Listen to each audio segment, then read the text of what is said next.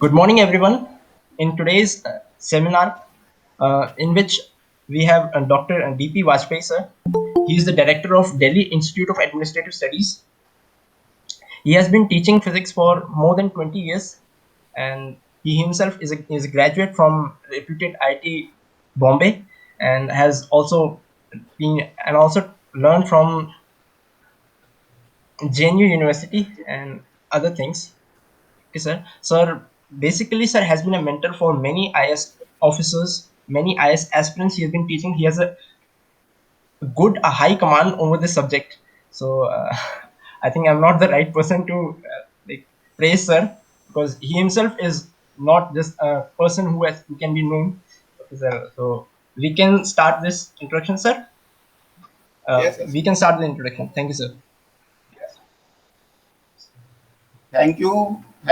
Yes, sir. Thanks to all of you for giving me a chance to have a interaction with so many of you. I'm very humbled that I have been able to interact you during this time of lockdown. Yes, sir. Lockdown is there, and Corona pandemic is in its worst form. I hope everybody is safe and secure at their homes and following the conditions of lockdown. There are stay at home orders. So I thought when you are bound to stay at homes and even otherwise, civil services aspirants at the time of prelims exam or mains exam are most of the time at always at home. So how to utilize this time best?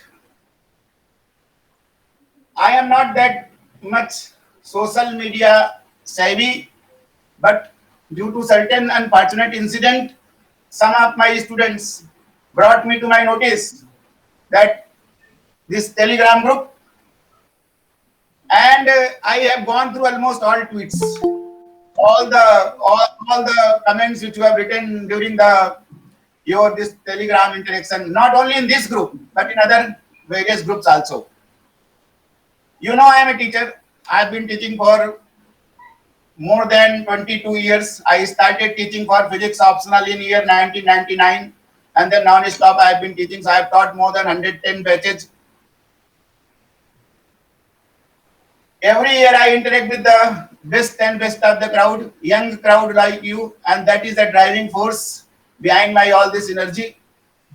I have never got a chance to talk about myself, and neither I am interested in talking about myself. I am more interested in answering your questions. But you know, my every class is 2 hour duration.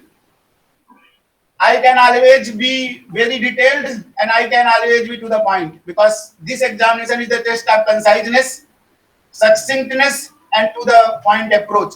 So I will try to be that in during this whole interaction. And definitely this session as per design should not turn out to be monologue because my most of the classes turns out to be monologues because people do not interact. I give them fair enough chance. Every 10-15 minutes I ask you, have you got any question? Have you got any question? But people either do not have any question or they don't want to ask. I don't know why. But after the class, many students ask so many questions also. And that is how the show has been going for so many years. Yesterday, I have asked the moderators and admins of the group to find out certain questions so that this group, this interaction is productive and meaningful. I may speak on these topics for more than 2 hours, but I don't want to. So exclusively, I'm just going to your questions. I will try to answer them as succinctly as possible. Then I will invite your questions. That is totally on moderator. I am totally dependent on moderator. If he finds that everything is going good, then this interactive session may go on for 30 minutes or more than that also. And I will be happy to answer the questions of all of you, whatever kind of questions you have got. But definitely one restriction must be there. If I have answered one question once, and then similar kind of questions should not be asked because only if I have answered one question, then that question is for each and every person I have answered. So I am going. What first question you have asked is what qualities one should possess to clear CSC? Many people will tell you many things. But I myself have taken the exam, passed this examination twice in the 25, 30 years back, 93, 94, took the interview. I couldn't pass after the interview. I scored very good marks in the written parts. But why I have not been able to pass? Because I consider no one was able to guide me. What are the desired personality traits this examination requires? You find me that I am very arrogant. Many other times you find me quite arrogant, very aggressive in demeanor. If I would have been able to control this state, if I would have been able to know that this state is negative, then definitely I would have passed this examination itself. So many of the times my interaction in the class, I say, if you want to be an IAS, then you do not have the qualities which I have got. They are bad qualities. You need to be a moderate. You need to be a person of humbleness. You have to be humble. They are the most desirable traits. But don't see that I do not possess them. So I have not become IAS also. I'm ultimately I have landed up as a teacher. And whatever I learned, so knowledge has got limits. Try to understand most important point I am going to make, because many of you who prepare for the competitions consider that gaining knowledge is the only thing. I say gaining knowledge is important, very important, but not everything. Most important traits which are being tested by this examination are humbleness and humility in character. Because have you ever wondered that why there is a single examination for 24 services? This is the competition for services. This is not for forces. You are not going to join any armed force or paramilitary force or other kind of force as a result of this exam. You are going to be the part of what? Service. Service.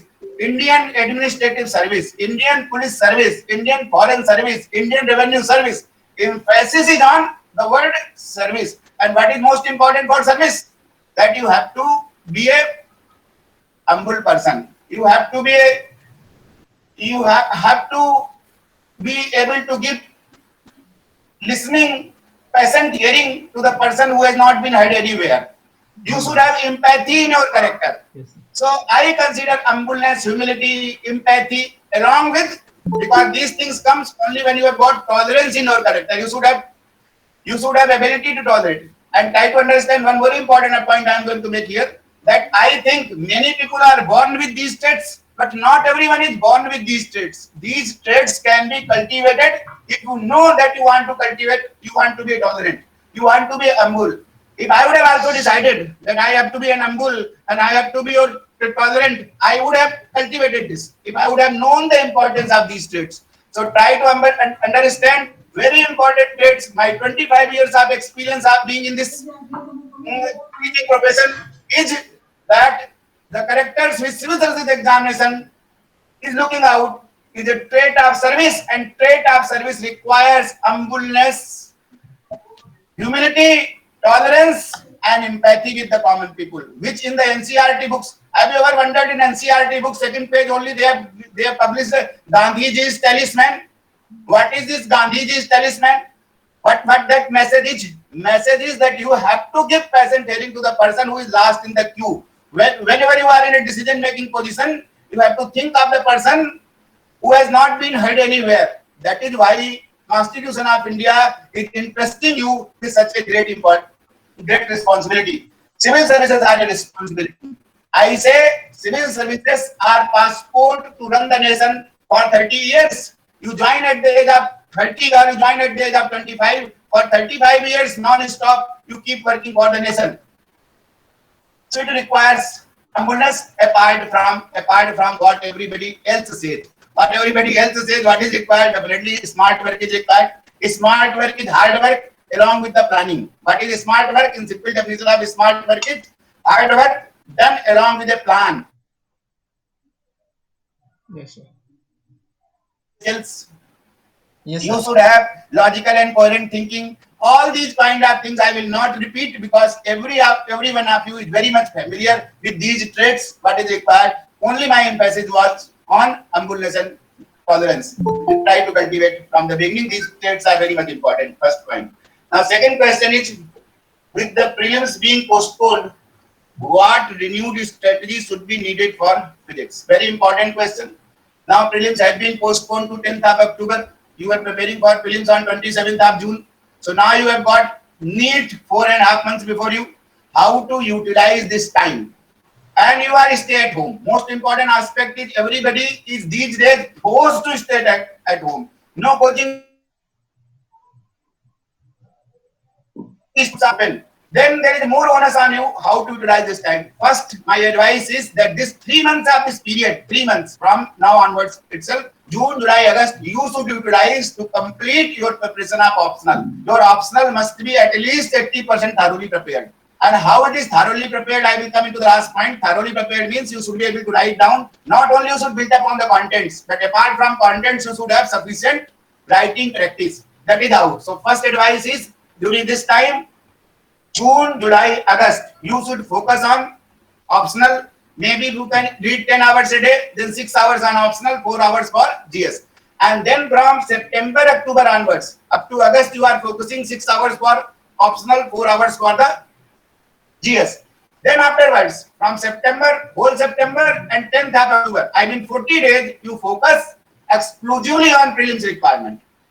That should be the focus before you. And if you have got time, like 4 hours you are devoting for GS, then at least practice some test series for GS also. If your contents have been built up, because you are preparing for the prelims, you were thinking that prelims are on 27th June. So I hope your contents for GS must have been also taken care of.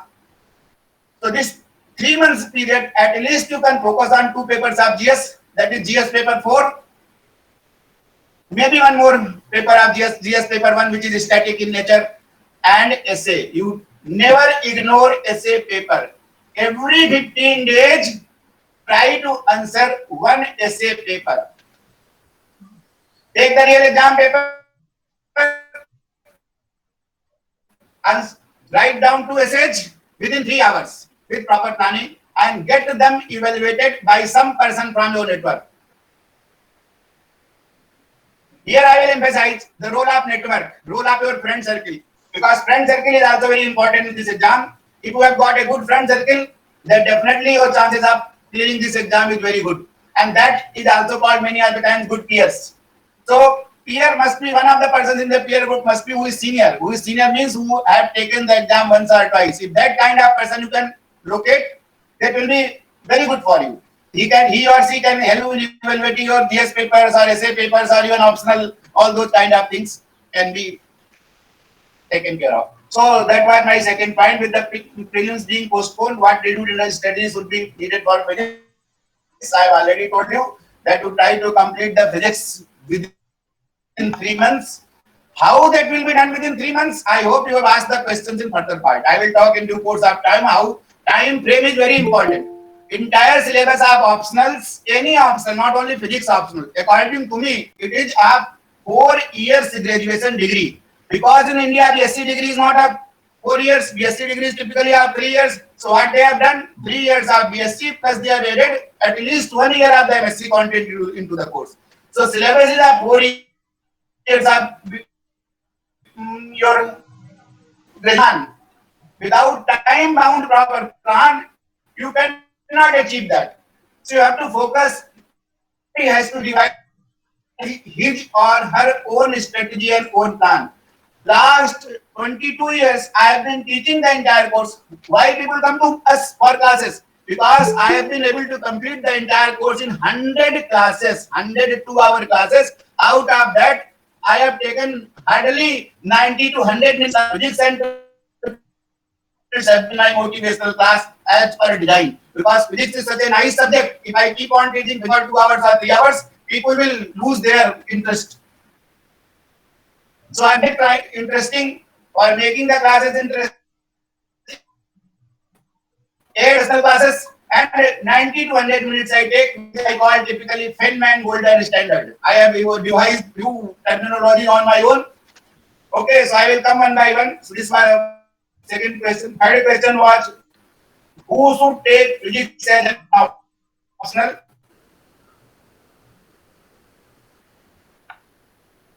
Some people spread rumors that physics is best for IITs, IIScs. Are they true? I consider Repeat, BSc and MSc background candidates. Why I consider this is the best for BSc and MSc background candidates? Because they have gone through, if they are BSc, then they have gone through 70% of the syllabus. And if they are MSc, then they have gone through 90% of the syllabus at least. Good. And counter question is, if MSc people do not opt for physics, then whatever degree they have got, their degree will lose their luster and color. Because if you have decided to opt for civil services examination, and if someone says that you will not opt, will you not take the exam? You are bound to take the exam. And if you do not take for the physics, what you are going to opt? You are going to opt for some humanity subject, which you do not have a degree. So if in case of plan B, if you somehow not everybody succeeds, try to understand. I am not trying to discourage anybody. Many people say that sir discourages, sir never discourages anybody. Sir is highly positive orientation person. But I am a very pragmatic person. I always suggest that everybody should have a plan B. That is my feeling after 25 years of association with this exam, that only those people do well in this exam who have got very clear plan B before them. Not that some person is suggesting you. What I experience in my life, that is what I am telling you, that everybody should have a plan B. And for MSc and BSc background people, as a plan B point of view also, physics is the best optional. Then there is another question. Why there is a general perception that IITs and IISCs people opt for it? Fact is, that is a fact. More than 60% people sitting in my class are IIT and NIT graduates. Hardly I see 30% in spite of saying with the mic that this is the best option for physics and for BSc and MSc background people. I have written in articles. I have been saying from every fora that this option is best for physics, for MSc and BSc background people. But what I see, 60% people are sitting in the class are engineering graduates. Hardly 30% must be your MSc or BSc background people. Number of people opting for BSc and MSc are very less. I don't know why they are frightened. Once they have done the whole syllabus, they are already familiar with the paper. Paper is typically BSc and MSc level. Paper has nothing to do with IIT kind of exam. IIT exams test innovativeness. This exam is not a test of innovation. This exam is typically questions asked from the books. 5 questions. Even when people, yesterday someone was writing that after 2017 exam has been different. I am teaching every year our students are getting top ranks. Tell me, which year you are not able to find out 5 questions out of my notes or out of my class notes? 5 questions is absolutely no problems. And no one in the time period of 4.5 months can teach you the entire syllabus. First day when I start, I say that I am not here to make you a Vidwan of physics. I am going to help you. What are the requirements of UPSC exam? What are the present day requirements of UPSC exam? Because my frequency, my whole training has been focused on what UPSC is requiring. Okay.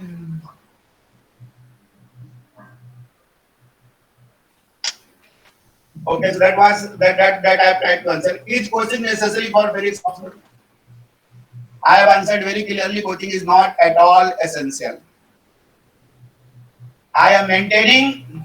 I have said from every fora, coaching is not at all essential. Examination is passed always on the basis of intrinsic ability of the candidates. Whatever your innate energy, what is your passion, what is the drive of the candidate, कितना जुनून है उसके अंदर, वो student का जुनून exam को पास कराता है. हमारे पास कोचिंग्स के पास एक गुडविल होती है कि हम अच्छे लोगों को अट्रैक्ट कर पाते हैं और मेरी नजर, हर टीचर की नजर, मेरी नजर नहीं, हर टीचर की नजर अच्छे स्टूडेंट्स को इंकरेज करने की हमेशा होती है.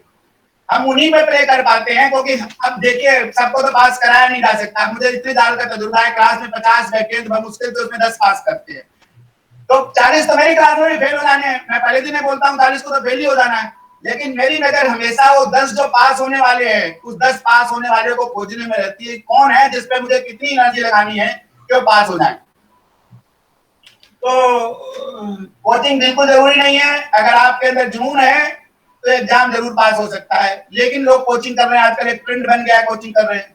तो मैं ये भी बताऊं, और मैं कोचिंग में पढ़ा भी रहा हूँ. तो कोचिंग क्यों कर रहे हैं लोग? ये मैं कहता हूँ। अब क्या है कि अगर आप खुद से करोगे सारे कोर्स को, तो आपको रिक्वायर्ड जो डेप्थ है, जो हॉरिजॉन्टल स्प्रेड है, कितना विस्तार है कोर्स का और कितने गहराई में जाना है किसी टॉपिक को, ये जानने में हो सकता है एक टॉपिक को आपको 3 दिन लग जाए उसी टॉपिक को करने में। और अगर आप मेरे से पढ़ के गए, 25 साल का तजुर्बा है, मैं उस काम को 2 घंटे में कर दूंगा। बस ये कि यही है, करना आपको ही है, आपको ही 4 बार 5 बार करना है। और आजकल सब कुछ सब जगह उपलब्ध है। तो मैं नहीं समझता हूँ कोचिंग की जरूरत है। कोचिंग करने से लेकिन एक फायदा जरूर हो जाता है कि आपका टाइम बच जाता है, आपको एक गाइड मेंटर जाता है जो आपको जरूरत पड़ने पे आपके मोटिवेशन को, जब डाउन होता है, उस मोटिवेशन को ऊपर करता है, आपके पेपर्स को इवेलुएट करके ये बता देता है कि क्या राइट वे ऑफ आंसरिंग है। आज मेरी नजर के सामने 5000 से ज्यादा लोगों की कॉपियां जांच चुका हूँ, 10-10 कॉपियां। हर साल 150-200 लोगों की कॉपियां जांचता हूँ। 5000 से ज्यादा स्टूडेंट की कॉपियां जांच चुका हूँ। सारे टॉपर्स की कॉपियां मेरी नजर के सामने से जांच चुकी हैं। मुझे मालूम है यूपीएससी क्या एक्सपेक्ट कर रहा है। आप जानते हैं कोई एक बार या 2 बार एग्जाम देके मालूम कर सकता है यूपीएससी क्या एक्सपेक्ट कर रहा है? चलिए, कोचिंग का मैंने आंसर कर दिया। 5वां point, are the standard books necessary to read, can we get things done through notes? Very good questions. You have to read books according to me. There is no substitute for reading good books. Notes are not at all notes. Copied notes or notes of any person else is not at all going to help you. You have to make your own notes. Everybody should have his or her own success plan made. No one can make a success plan for you. Success plan has to be individual specific. I am repeating, success plan has to be individual specific. हर एक को अपना अपना रास्ता स्वयं choose करना होता है। भाई साहब 22 साल से 25 साल से पढ़ा रहा हूँ और मेरे पास नोट्स नहीं है। सारे नोट्स मेरे दिमाग में पड़े हुए हैं, सारे नोट्स मेरे स्टूडेंट्स के सर्कुलेट हो रहे हैं इधर से उधर, और मैं नोट्स बना के बेच नहीं सकता हूँ। अगर मैं नोट्स बना के बेचता तो भाई साहब मैं कम से कम 20-25 लाख रुपए साल में कमाता। लेकिन डीपी वाजपेयी ने आज तक कभी नोट्स नहीं बेचे हैं। नोट्स इसलिए नहीं बेचे हैं क्योंकि मेरा मानना है, बार बार मेरा स्ट्रांग मानना है कि आपको अपने नोट्स स्वयं बनाने चाहिए। यही सारे टॉपर्स कहते हैं। मेरे साथ खड़े होकर जब भी मैं किसी टॉपर का सेमिनार बुलवाता हूँ, उससे मैं पूछता हूँ नोट्स की क्या जरूरत है, तो बार बार कहता है नोट्स अपना स्वयं बनाना चाहिए। You should have your own notes, not that notes copied from somebody else. भाई बाजार में जो बीपी वाजपेयी के नाम के नोट्स बिकते हैं, मैं फोरम के सामने क्लियर कहना चाहता हूँ, मैंने कभी नोट्स नहीं दिए किसी को। वो नोट्स किसके हो सकते हैं? मजाक उड़ाता हूँ क्लास में। नोट्स उसके हैं जो प्रीलिम्स फेल हो गया है। प्रीलिम्स फेल होकर जिसने नोट्स किसी फोटो कॉपी की दुकान को बेच दिया, वो फोटो कॉपी वाला नोट्स को बेच के वो कर रहा है। अगर डायस कभी नोट्स बेचता तो आपको लगता है मैं 800 रुपए में नोट्स बेचता? कभी नहीं बेचूंगा 800 रुपए में नोट्स। अगर बेचता भी तो 2000 रुपए से कम नहीं बेचता आपको। कुछ ना कुछ तो मुझे 1000 रुपए का तो फायदा होना चाहिए था भाई मुझे इंटेलेक्चुअल लेवल लगाने पे। तो आप सोचते हैं कि इंस्टीट्यूट नोट 800 रुपए का बेच देगा? वो नोट्स हमारे नहीं है, नाम उनके कोई ऑथेंटिसिटी का वो करते हैं, उसमें बहुत मिस्टेक्स हैं। नोट्स आप अपना स्वयं बनाइए। मैं हमेशा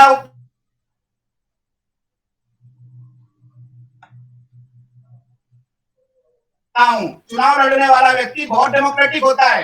हर व्यक्ति को सुनता हूं मैं, और रोज अपने इंस्टीट्यूट में बैठा रहता हूँ 2 से 4-5 बजे के बीच में। कोई भी आए, आप में से बहुत सारे आप भी आए थे ना, इनमें से बहुत सारे मेरे स्टूडेंट नहीं है और मेरे पास आके गए हैं। मैंने कभी किसी को कहा कि आप मेरे स्टूडेंट नहीं है और मेरे पास मत आइए, या फिजिक्स मत पूछिए मुझसे आके। भैया जितनी 22-25 साल फिजिक्स पढ़ाने लगाने में मेरे को लग गया। मेरे लिए सबसे अच्छा काम क्या होगा बताइए? मेरे सबसे अच्छी बात करने के लिए क्या है? मेरे लिए सबसे अच्छी बात करने मुझे फिजिक्स ही है ना। तो आप जितना फिजिक्स पूछेंगे मैं उतना ही आनंद लेके फिजिक्स पढ़ाऊंगा। भाई साहब कोई किसी जमाने में कहता था हाथी की तरह घूमते हैं क्लास में, मैं कितना आनंद लेके क्लास में पढ़ाता था, या कितना आनंद लेके क्लास में पढ़ाता हूँ, कितनी एनर्जी के साथ पढ़ाता हूँ। वो एनर्जी ट्रांसफर करने की कोशिश करता हूँ। मेहनत करने का एग्जाम है, ये एनर्जी का एग्जाम है और हाई एनर्जी का एग्जाम है। तभी मैं क्लास को 3 तरीके से डिफाइन करता हूँ कि मेरी क्लास रेजोनेंस का एक्सपीरियंस है। मेरी फ्रीक्वेंसी जो मेरे माइंड की है वो इस एग्जाम के रिक्वायरमेंट में फिक्स कर रखी है। मैं हर बार करंट को जानता हूँ एग्जाम क्या पूछ रहा है। आप अभी नए हैं, आप नहीं जानते हैं, आपके पास एनर्जी है, पॉजिटिविटी है, आप मेरी फ्रीक्वेंसी पर अपनी फ्रीक्वेंसी को सेट कर लीजिए। आप 2 महीने में 4 महीने में पूरा कोर्स करके चले जाएंगे। 4-4.5 महीने में आप कोर्स कर लेंगे। इसलिए रेजोनेंस कहता हूं मैं बार बार, रेजोनेंस है क्लास। गुड. सो कोचिंग के बारे में उत्तर किया मैंने. स्टैंडर्ड बुक्स नेसेसरी हैं और स्टैंडर्ड बुक्स आपको मालूम है, इसलिए मुझे स्टैंडर्ड बुक्स के बारे में बार बार रिपीट करने की जरूरत नहीं है. यहाँ पर भी मेरा एक बहुत प्रचलित स्टेटमेंट है कि every book is equally good, every teacher is equally good. मैं किसी बुक में डिस्क्रिमिनेट नहीं करता हूँ, क्योंकि सारी बुक्स कोई भी बुक यूपीएससी के सिलेबस को 100% कवर नहीं करती है और कोई भी बुक 60 से 70.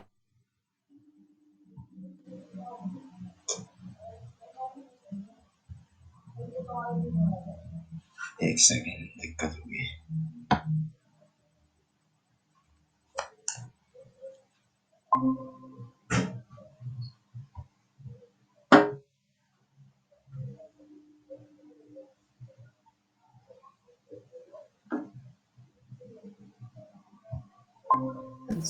I will tell you.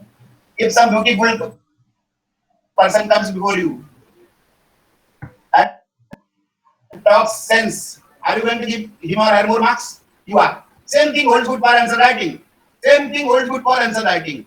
If some good answer is before me, good answer means, simple good answer means that it is nicely written, it is neat and clean, diagram has been made, no cuttas and pittas in that answer, all units, dimensions have been written, and at the last part, you have interpreted whatever has been obtained in a result. If you have done all those kind of things, should I not give you one more mark? Then the correct answer. So if I take normalization, I will not go into the realm of normalization factor and all those kind of things at this point of juncture. But if there is a 10-mark question and for an outstanding answer I am going to give 7 marks, then for correct question I start marking from 55%. I find 5 marks out of 10 for a correct answer. That is Bhuki's answer. I will give half mark extra, it is written neat and clean, all units and dimensions have been written, diagram has been made, I will get half mark extra. Or half mark extra, 6.5 marks filing. This has to have something extra, innovative information, some new information which I may not know. What is that new information? That you can give me some application, you can give me some consequence, those kind of things, and fetch you 6.5 marks out. Whenever it will come before me, then only I will be able to tell you that 7-mark answer is an outstanding answer. I cannot teach you outstanding answer in this kind of program. Outstanding answer, whenever it comes before me, I can find out this answer is outstanding. I am going to give you 7 marks out of 10 in that particular answer. But there is absolutely no fight of 5.5 marks out of 10. That is 55% is not difficult in physics at all. So what will be 55% out of 300? That is 55% out of 300. Approximately 140 marks. Approximately 140 marks. Say for whole paper is correct, you should end up with 140 marks. No one makes whole paper correct. No one makes whole paper correct. If you happen to make 225 paper corrected, 225 mark paper corrected, you should end up with 135 marks. So absolutely 135 marks in any paper. If anybody is not able to score 135 marks, that means what? He or she lacks desired hard work. Threshold is high in this exam. This is one of the toughest competitions in the country. So don't think that threshold is low. Threshold is high. People are studying for 4 years. So until unless you have done the desired hard work, even scoring 135 is difficult. But 135 marks scoring in physics is just matter of content. It is not the matter of quality. For quality, you will end up with 135 plus. You can end up with, if you want to score 160 marks, 170 marks, 169 marks, then there is a question of quality. All this talk of quality in answers, answer writing, all those things according to me is what? Redundant. That thing starts only when you have started scoring 135 plus with the proper guidelines. Good. I've answered that question. What should be the optimum time to start answer writing? Some people talk about doing 2-3 questions daily. Not at all. Not 2-3 questions will help you. Answer writing means once you have prepared the entire course. Answer writing can begin only when you have prepared the entire course. There can be topic by course wise things like mechanics you have prepared, you can take a good text test on mechanics, or you have prepared optics, you can take a test on optics. That also does not give, according to me, the complete picture. To get the complete picture of this exam, test series has to be real life. Real life means very similar examination like test papers, which is full length papers. happen to take full length paper, then only answer writing is important. For 2 or 3 questions, who can help you for 2 or 3 questions that you have written 2 questions every day and the answer is correct? That is, I avoid. You focus on first aspect has to be first advice is that you focus on contents. Doing content judiciously will require about 4.5 to 6 months. If you devote 5 to 6 hours a day, within 6 months period, you can do the entire course of physics optional once. And then you focus on the answer writing. What is the role of test series in physics? As I already have emphasized, answer writing may help you like one question from 5.5 marks, you can easily score up to 6.5 marks. So 18 questions are there in a paper. So if in every question you add one more extra marks, so you can get 18 marks extra, 15 to 18 marks extra just by adding value to the answer. Knowing proper way of answering. That is why test series is important. But here once again caution. Test series under whom? Because Kunal Sindhu was my student who got 65 rank in 2011 and got 410 marks in physics. At that time, there was 600 marks paper. He got 410 marks. He was weeping before me, just sitting before me, that some coach spoiled him in answering the question. Answering the public at that time, there used to be 2 optionals. I am not going to name the person, but he named me the person. Twice he got extremely poor marks in public administration because teacher misguided him. What kind of answer UPSC requires? Can a person passing the exam once can tell you what kind of answer is required in UPSC? What UPSC is looking out into the answer? That so choice of proper guide. The person who has experience of the exam, who has evaluated large number of answer sheets, only that kind of person must be chosen. Or if that kind of definitely I am one of the choices before you. But even if I am not, then you should choose that person who himself has taken the exam twice and he scored at least 250 plus marks. That kind of person should be only given a chance to evaluate the answer sheets, and that kind of person only we give in our institute to take to evaluate the answer sheets of few people whom I typically not able to evaluate. Not that I am able to evaluate answer sheets of each and every person, I cannot. But from public fora, I am telling you that I have got chance, opportunity to evaluate answer sheets of almost every successful candidate, and I remember their marks. Every year, about 60%, 60 to 65 people appear at one test series. Out of 60, 65, 10, 15 people are irregular, they do not take the entire test. 45 to 50 people take the test. Out of 45 to 50, more than 40%, that means 20 top 20 persons, every year I evaluate the answers. It's on my own. So I know the marks of each and every person, what he has written. If he has scored 125 plus marks. So yesterday somebody said that I scored 147. I immediately able to find out who was that person. I made a phone call to him. That if you have scored, you told that you scored 147, I know who are you. That kind of memory and that kind of experience I have brought into this thing. My memory is also good enough. What is the role of test series? I told you. Question number 9. What will be the optimum time for doing test series? देखिए भैया, test series normally objective क्या है test series का? Test series का objective होता है जो हम टेस्ट सीरीज रन करते हैं, जो हमारी प्रसिद्ध टेस्ट सीरीज है उसका नाम है all India test and discussion series, और टीडीएस कर दिया मैंने, AITDS।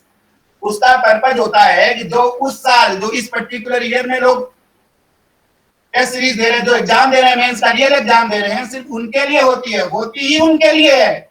ये तो मेरी AITDS है, प्रिपरेशन करने वालों के लिए नहीं होती है। प्रिपरेशन करने वालों के लिए हम क्लासरूम के टेस्ट सीरीज बनाते हैं, जो अभी हम दूसरी तरीके से अभी फिर से आपको बताने, क्योंकि लॉकडाउन चल रहा है इसलिए मैं दूसरे लोगों को भी ऑफर कर रहा हूँ। नॉर्मली जो AITDS है, वो जो प्रीलिम्स के, जो रियल प्रीलिम्स होता है, उससे सेकंड संडे को चालू हो जाती है। हर बार आप 20 साल में देख लीजिए, जो भी प्रीलिम्स का डेट होगा उससे 2 हफ्ते बाद हम उसको चालू कर देते हैं। उसका पर्पज होता है कि 2 महीने में पूरे कोर्स को रिवाइज कराना होता है। 2 महीने में डिजायर्ड डेप्थ के साथ जिस तरीके के क्वेश्चन आते हैं लोगों को,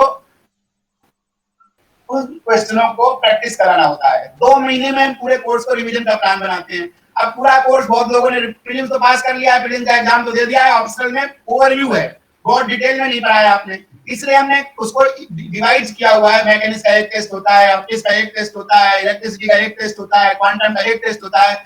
इस तरीके से 8 टेस्ट होते हैं और 2 फुल लेंथ होते हैं, और 2 फुल लेंथ हम बहुत बार ऑप्शनल तौर पर दे देते हैं कि अगर आपको ऑप्शनल चाहिए तो कर लीजिए। मतलब 10 से 12 टेस्ट की टेस्ट सीरीज होती है। उसमें उसमें पहले जितने भी रोल इनरोल होते हैं उन सबकी कॉपियां पहले टेस्ट की मैं सबकी जांचता हूं, और हिंदी में कहता हूं गधा या घोड़ा, हिंदी में यही शब्दों का प्रयोग करता हूं, चाहे गधा हो या घोड़ा, सबकी कॉपी में जांचता हूं।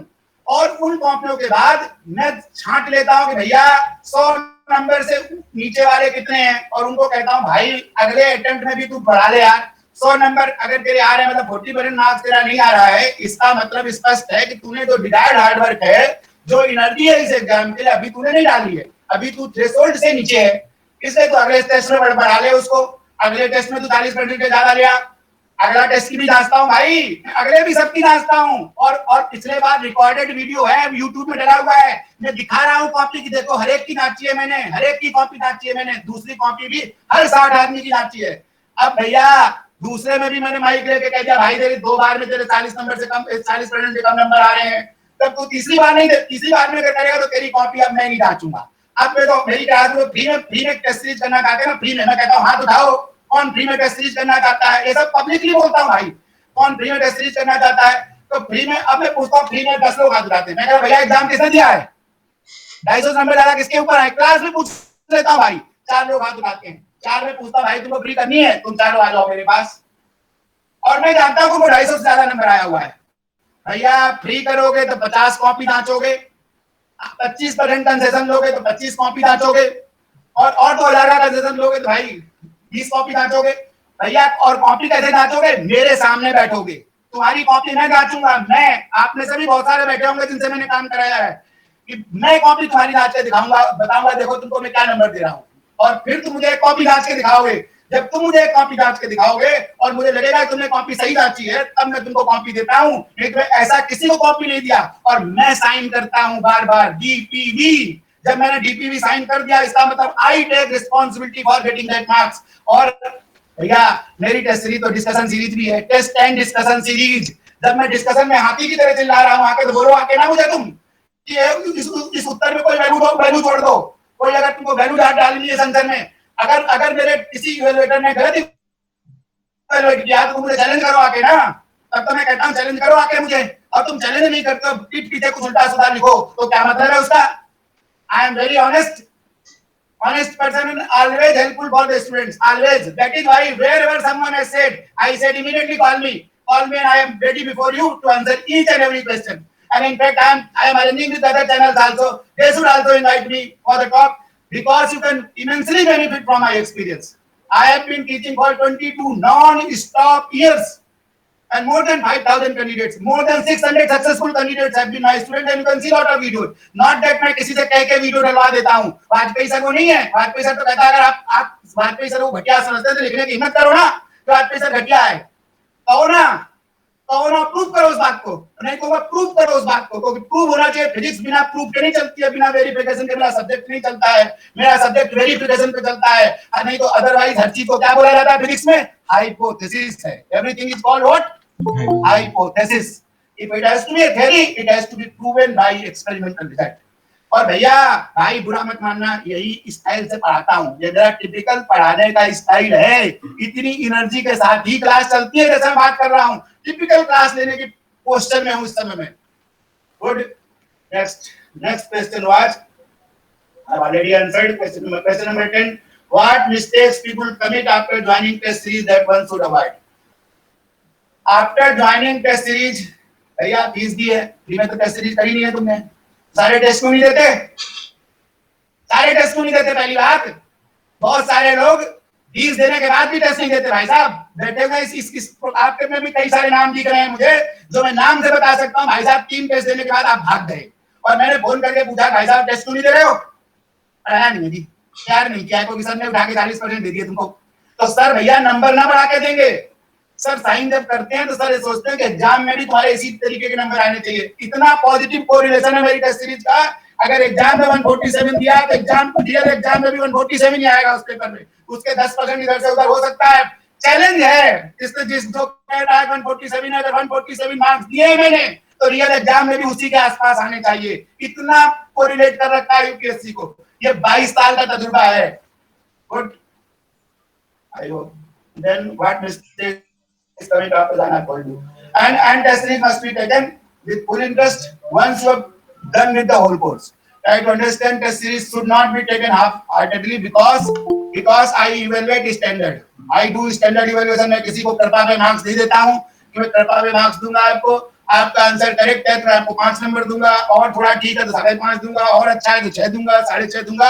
हर चीज को मैं सब पब्लिक के सामने बताऊंगा, क्या जोड़ने में 6 नंबर दिया है, क्या जोड़ने में 6.5 नंबर दिया है, और हर एक को आइडेंटिफाई करके बताता हूँ उसके साथ। तो टेस्ट तभी दो जब आपको अपनी तरफ से लगता है कि हमने तैयारी कर ली है, तभी टेस्ट दो। नहीं तो टेस्ट सीरीज में हतोत्साहित, वैसे मैं हतोत्साहित किसी को करना नहीं चाहता हूँ, लेकिन जब खुद ही तुम्हारे कम नंबर आएंगे तो मैं क्या करूंगा यार? What I can do, I can not help. What makes people work? Okay. Question number 11. What is your new 6 months program of test series? ये 6 months टेंटेटिव है, चर्चा के लिए है। अभी आपके ग्रुप में ही, मैं आपके टेलीग्राम ग्रुपों में ही पढ़ रहा था कि लोगों की रिक्वायरमेंट है टेस्ट सीरीज की, और 3 महीने खाली हो गए।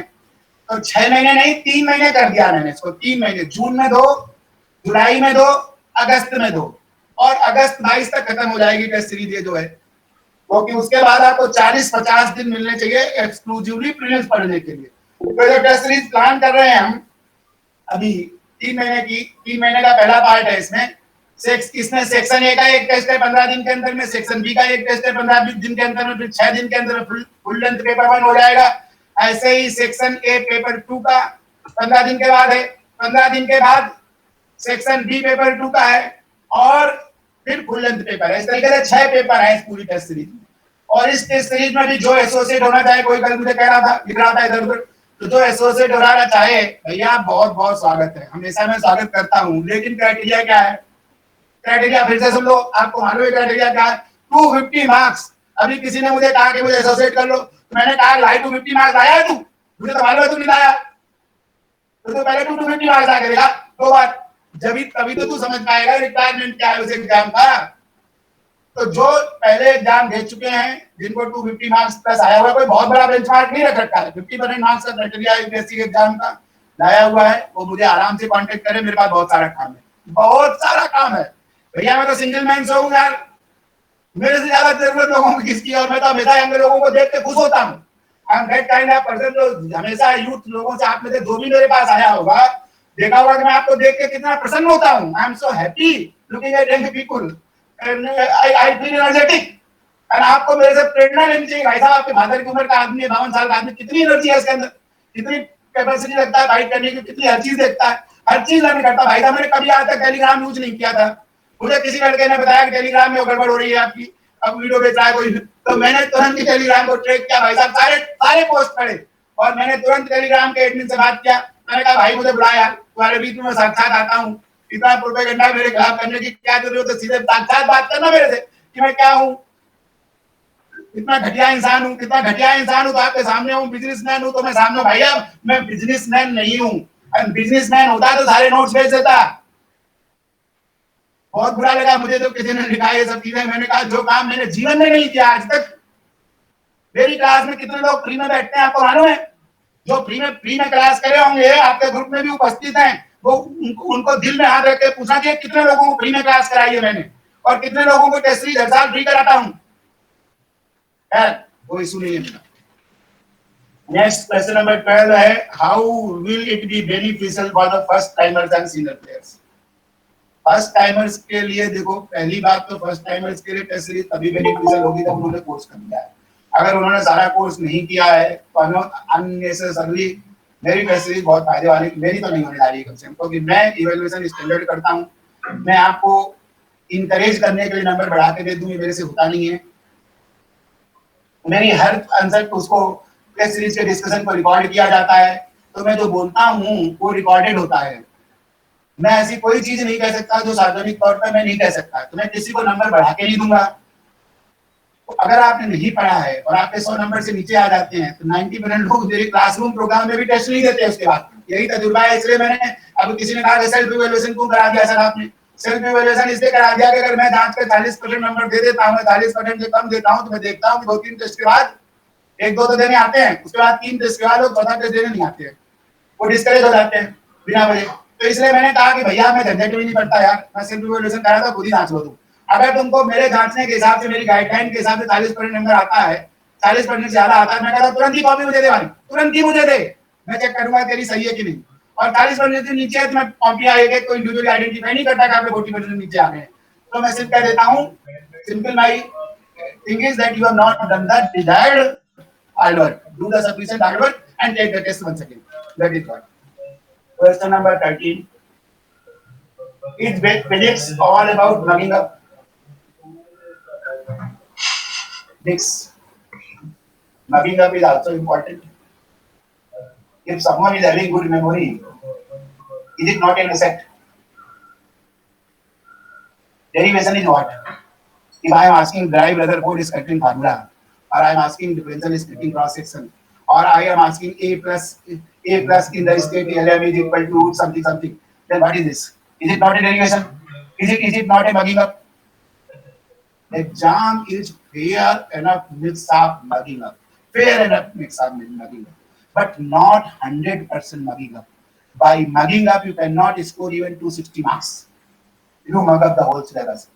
So you can score only when it is a proper mix of hard work, that is mugging up, plus understanding. 300 plus marks are only scored once your understanding is very clear. You can add value to the answer.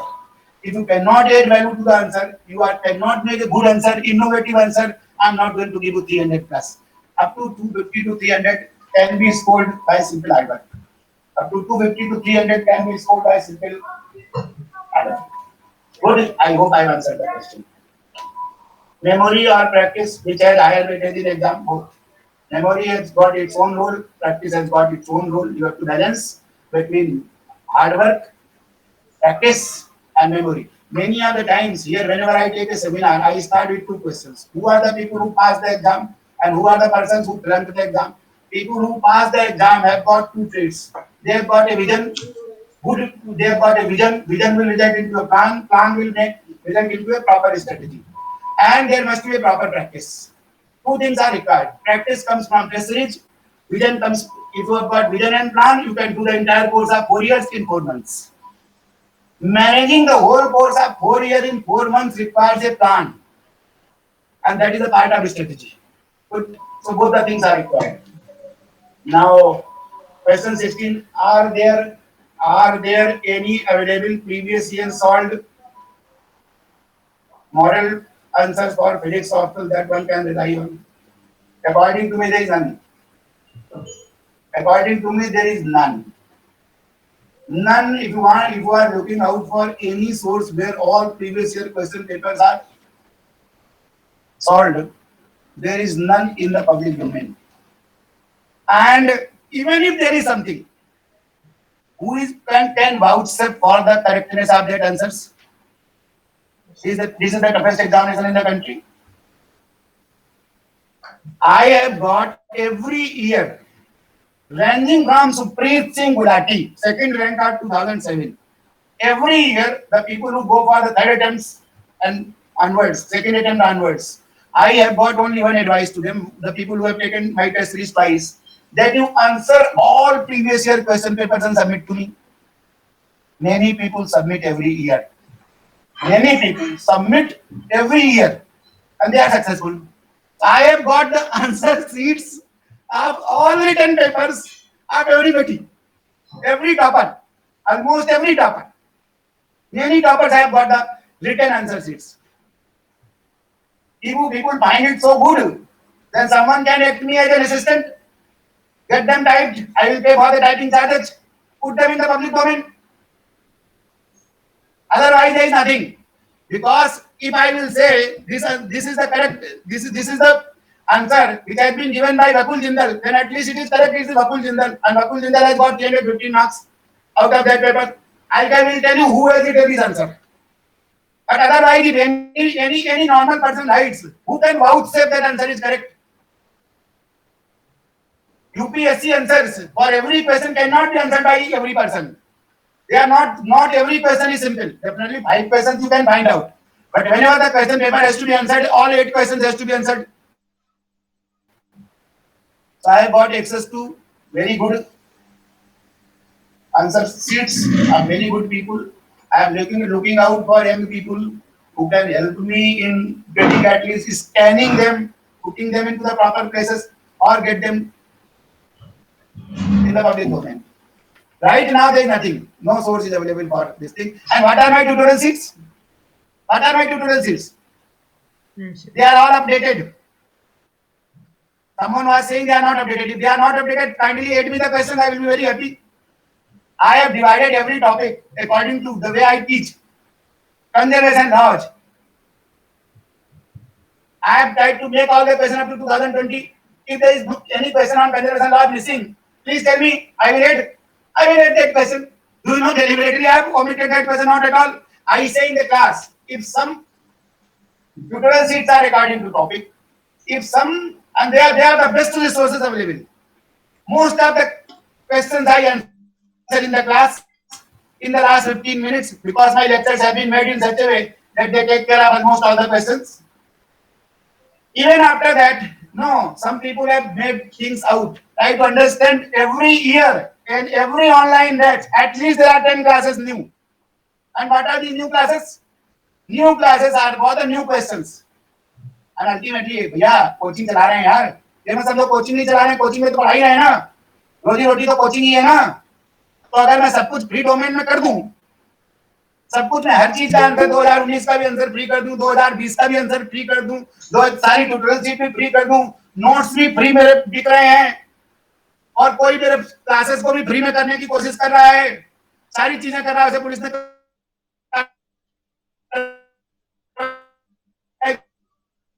करवा दिया इसको. तो इसके बावजूद और कुछ किया जाता है. जिन्होंने 2016 में क्लास की है वो 2020 में मैं क्या पढ़ा रहा हूँ जानते हैं क्या? 2020 में मैं क्या पढ़ा रहा हूँ? कमेंट लिख रहे हैं कि 2017 तक था. भाई साहब 2018 में तुमने क्लास करी, मेरी 20 में तुमने क्लास करी, जो 20 में क्लास कर रहा है उससे पूछना क्या कराया मैंने 20 में. भैया मैं कट थ्रोट हूँ, हमेशा एग्जाम के ओरिएंटेशन को ध्यान रखता हूँ, और किसी से भी यंग आदमी के साथी को दौड़ने की इच्छा रखता हूँ और सीखने की इच्छा रखता हूँ. समझ रहे हैं? अगर आप टेलीग्राम में हैं तो मैं भी टेलीग्राम में आ गया हूँ, आप अगर व्हाट्सएप कर रहे हैं तो मैं भी व्हाट्सएप कर रहा हूँ. वैसे मैं रिकमेंड करता हूँ कि स्टूडेंट को आईएएस एस्पायरेंट को नॉर्मली सोशल मीडिया पे नहीं होना चाहिए. मेरा पहला रिकमेंडेशन और एडवाइस ये भी है. ये फेसबुक और ट्विटर और ये सब आईएएस एस्पायरेंट के लिए नहीं है, आईएएस बनने की बात की चीजें हैं. जब आईएएस बन जाओ तब खुद यूज करो. सोशल मीडिया एक डिस्ट्रैक्शन है, मेरा ऐसा सोचना है. ये मत सोचो सर कर रहे हैं. सर क्यों कर रहे हैं यार? सर लॉकडाउन में घर में बैठे हैं, सर को आईएएस का एग्जाम थोड़ा देने आना है, दे चुके सर. भैया are there any available previous बता दिया मैंने. Question 17 finally is comparison of physics with maths और other engineering subjects. All science subjects are very good optionals. I have written an article for Chronicle magazine published in last year. I have shared, I will share for you also. Mathematics and physics, both of them are good optionals. And at least I am in a position to talk about both of them because I had both optionals. मेरे time में दो optional हुआ करते थे और मेरे दोनों थे, फिजिक्स मैथ्स. और आज भी मैं मैथ्स पढ़ाता हूँ. मैथ्स में अभी भी जितना अप्लाइड मैथमेटिक्स का पोर्शन है ना, dynamics, fluid dynamics, rigid dynamics मेरे नाम पे ही चलती है, मैं ही पढ़ाता हूँ. I can very well tell you what is the difference between physics and maths. और मेरे को फिजिक्स में बहुत अच्छे नंबर आते थे, मैथ्स में सारा 285 नहीं क्रॉस हुआ कभी, 264 और 285 दोनों सक्सेसफुल अटेम्प्ट्स में आया. जबकि मैथ्स पढ़ाना शुरू किया मैंने 90 से बड़ा है, कम से कम 1.5 गुना है. फिजिक्स का क्लास में 105 क्लास में पूरा कोर्स फिजिक्स का खत्म करता हूँ, 105 क्लासेस. मैथ्स खत्म करने में 160 क्लासेस लगती है. मेरा 160 क्लास का शेड्यूल है, पब्लिक में लगा हुआ है, देख लीजिए. 160 classes with my speed. Good. सो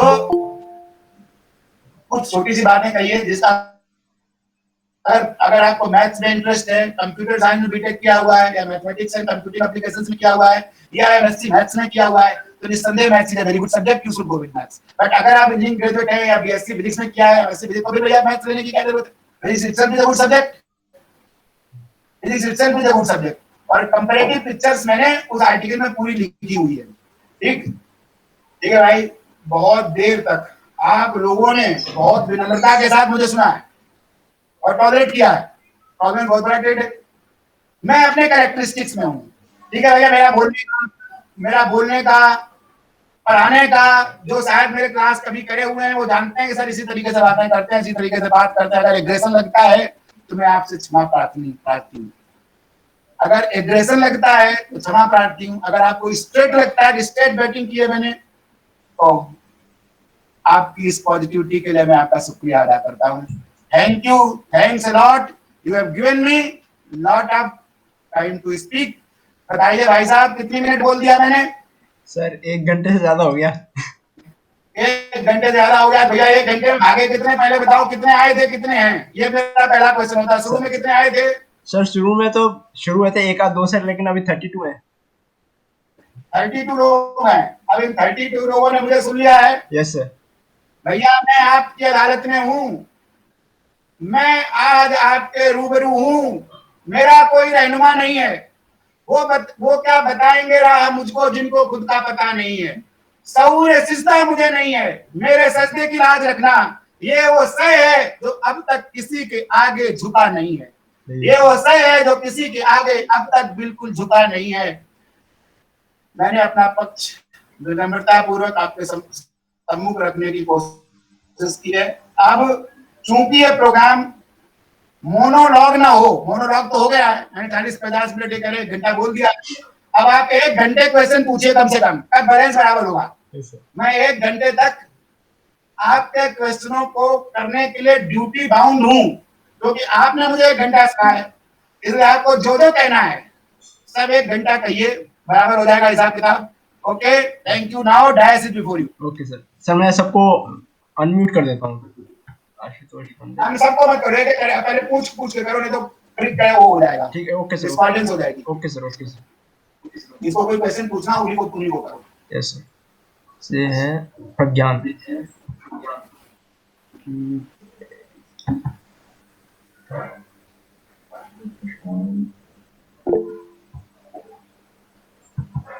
यहीं पे अनम्यूट कर।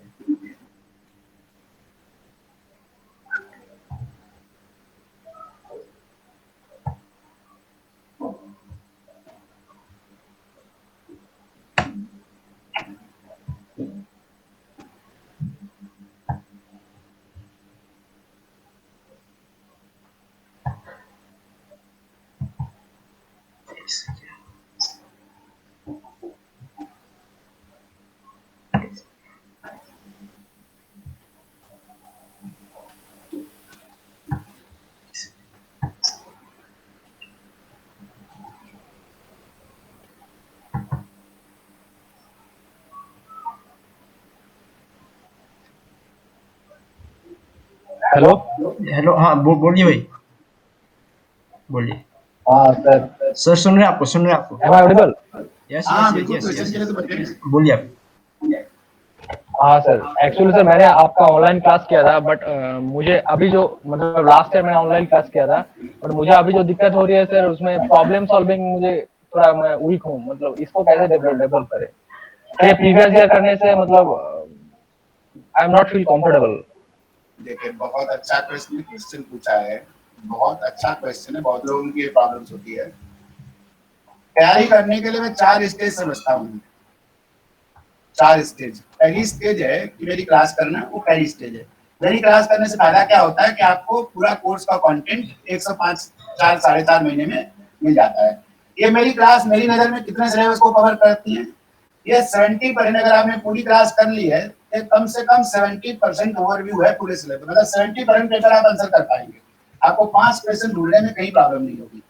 ठीक है, अगर आपने पूरा क्वेश्चन जो मैंने क्लास में कराया है, अगर आपने उस सबको कर लिया है, आप किसी भी साल का पेपर उठा के ले आइए मेरे को, और मेरे नोट्स मेरे पास हर बैच में जो भी कोई क्लास करता है उसके सारे नोट्स किसी ना किसी के मैं फोटो कॉपी करके रख लेता हूँ, क्योंकि बाद में क्वेश्चन आ जाए कि भाई साहब सर ने ये नहीं कराया था, वो नहीं कराया था इस बैच में, तो मेरे पास हर बैच के किसी ना किसी के नोट्स जो सबसे बढ़िया लिखे हुए वो आए, और मैं आपको दिखा दूंगा कि देखो एक क्वेश्चन कर लो 5 क्वेश्चन हो जाएंगे। I can. सो क्लासेस सिर्फ 70% है, 30% आपको स्वयं से बिल्डअप करना पड़ता है। वो स्वयं से कैसे बिल्डअप होता है उसकी प्रोसेस में जा रहा हूँ। पहला स्टेप है, और अगर आप सेल्फ स्टडी से कर रहे हैं तो आपको सिलेबस पूरा करना होता है। वो सिलेबस आपका 4 महीने में, 5 महीने में, 6 महीने में आप करने में समर्थ होने चाहिए आपको। वो पहला स्टेप है, फर्स्ट स्टेप है। उससे आपको 60%, अगर आप खुद से कर रहे हैं तो 50-60% आप कर लेंगे। क्लास में कर रहे हैं तो आप 70% के आसपास सिलेबस कम से कम कवर कर पाएंगे। उसके बाद आपको किताब से पढ़ना होता है। क्लास में कम से कम आपको क्या सिखाया है? क्लास में आपको हर टॉपिक की हॉरिजॉन्टल मतलब कितना विस्तार है उसका और कितने गहरे जाना है, vertical, horizontal and vertical depth her topic की डिफाइन कर दी आपको। अब आप उसी टॉपिक को जो भी रिसोर्स आपके पास है, जो भी किताब आपके पास है, उस बुक से उसको कर लीजिए। बुक से करने का क्या मतलब है? थ्योरी तो आपने ऑलरेडी कर ली है ना क्लास में, वो तो सप्लीमेंट ही करना है ना, सिर्फ ज्यादा ज्यादा नोटेशन डिफरेंट होगा। आपको बुक से करने का मतलब है उस बुक के आपको सॉल्व प्रॉब्लम करने हैं। संपूर्ण कंप्लीट तैयारी कैसी करी जाए उसके स्टेप बता रहा हूं। पहला स्टेप है कि या तो आप सेल्फ स्टडी से सिलेबस को करिए या मेरी क्लास से करिए। सेल्फ स्टडी से करेंगे तो हो सकता है आपको 6-7-8 महीना लग जाए, क्लासरूम कर रहे हैं तो 4-5 महीने में हो जाएगा। बस यही अंतर है कि आपको ओवरव्यू पूरे कोर्स का मालूम पड़ गया है। क्लासरूम करने आए हैं तो आपको ये मालूम पड़ गया है कि कितना उस टॉपिक की, दो टॉपिक सिलेबस में प्रिस्क्राइब्ड हैं, उनकी कितनी हॉरिजॉन्टल एंड वर्टिकल स्प्रेड है, ये मालूम पड़ गया है आपको। अब दूसरा पॉइंट क्या करना है, उसके बाद सेकंड स्टेज तैयारी चालू होती है, जहां आपकी इंटेलिजिबिलिटी काम आती है। आपको किताब से पढ़ना ही पढ़ना है। आज तक किसी भी बैच में मैंने किताब की इंपॉर्टेंस को अंडर एस्टिमेट नहीं किया है। देश का सबसे बड़ा कंपटीशन है, किताब से तो पढ़ना ही पढ़ना है। आपको किताब से एक बार थ्योरी तो पढ़ ली है सारी, क्लास में अगर क्लास करी है तो थ्योरी तो समझ में आ गई है ना, तो थ्योरी तो जल्दी क्विकली हो जानी चाहिए। उसमें कोई अगर वैल्यू ऐड करनी है, कोई चीज नहीं नोट्स में है तो आप उसको ऐड कर लीजिए उसमें। उसके बाद आप सॉल्व प्रॉब्लम करिए सारी। इसके बाद आप ट्यूटोरियल सीट सॉल्व कीजिए, ट्यूटोरियल सीट सॉल्व कीजिए सारी। मोस्टली ट्यूटोरियल सीट 80% हो जाएगी तुमसे।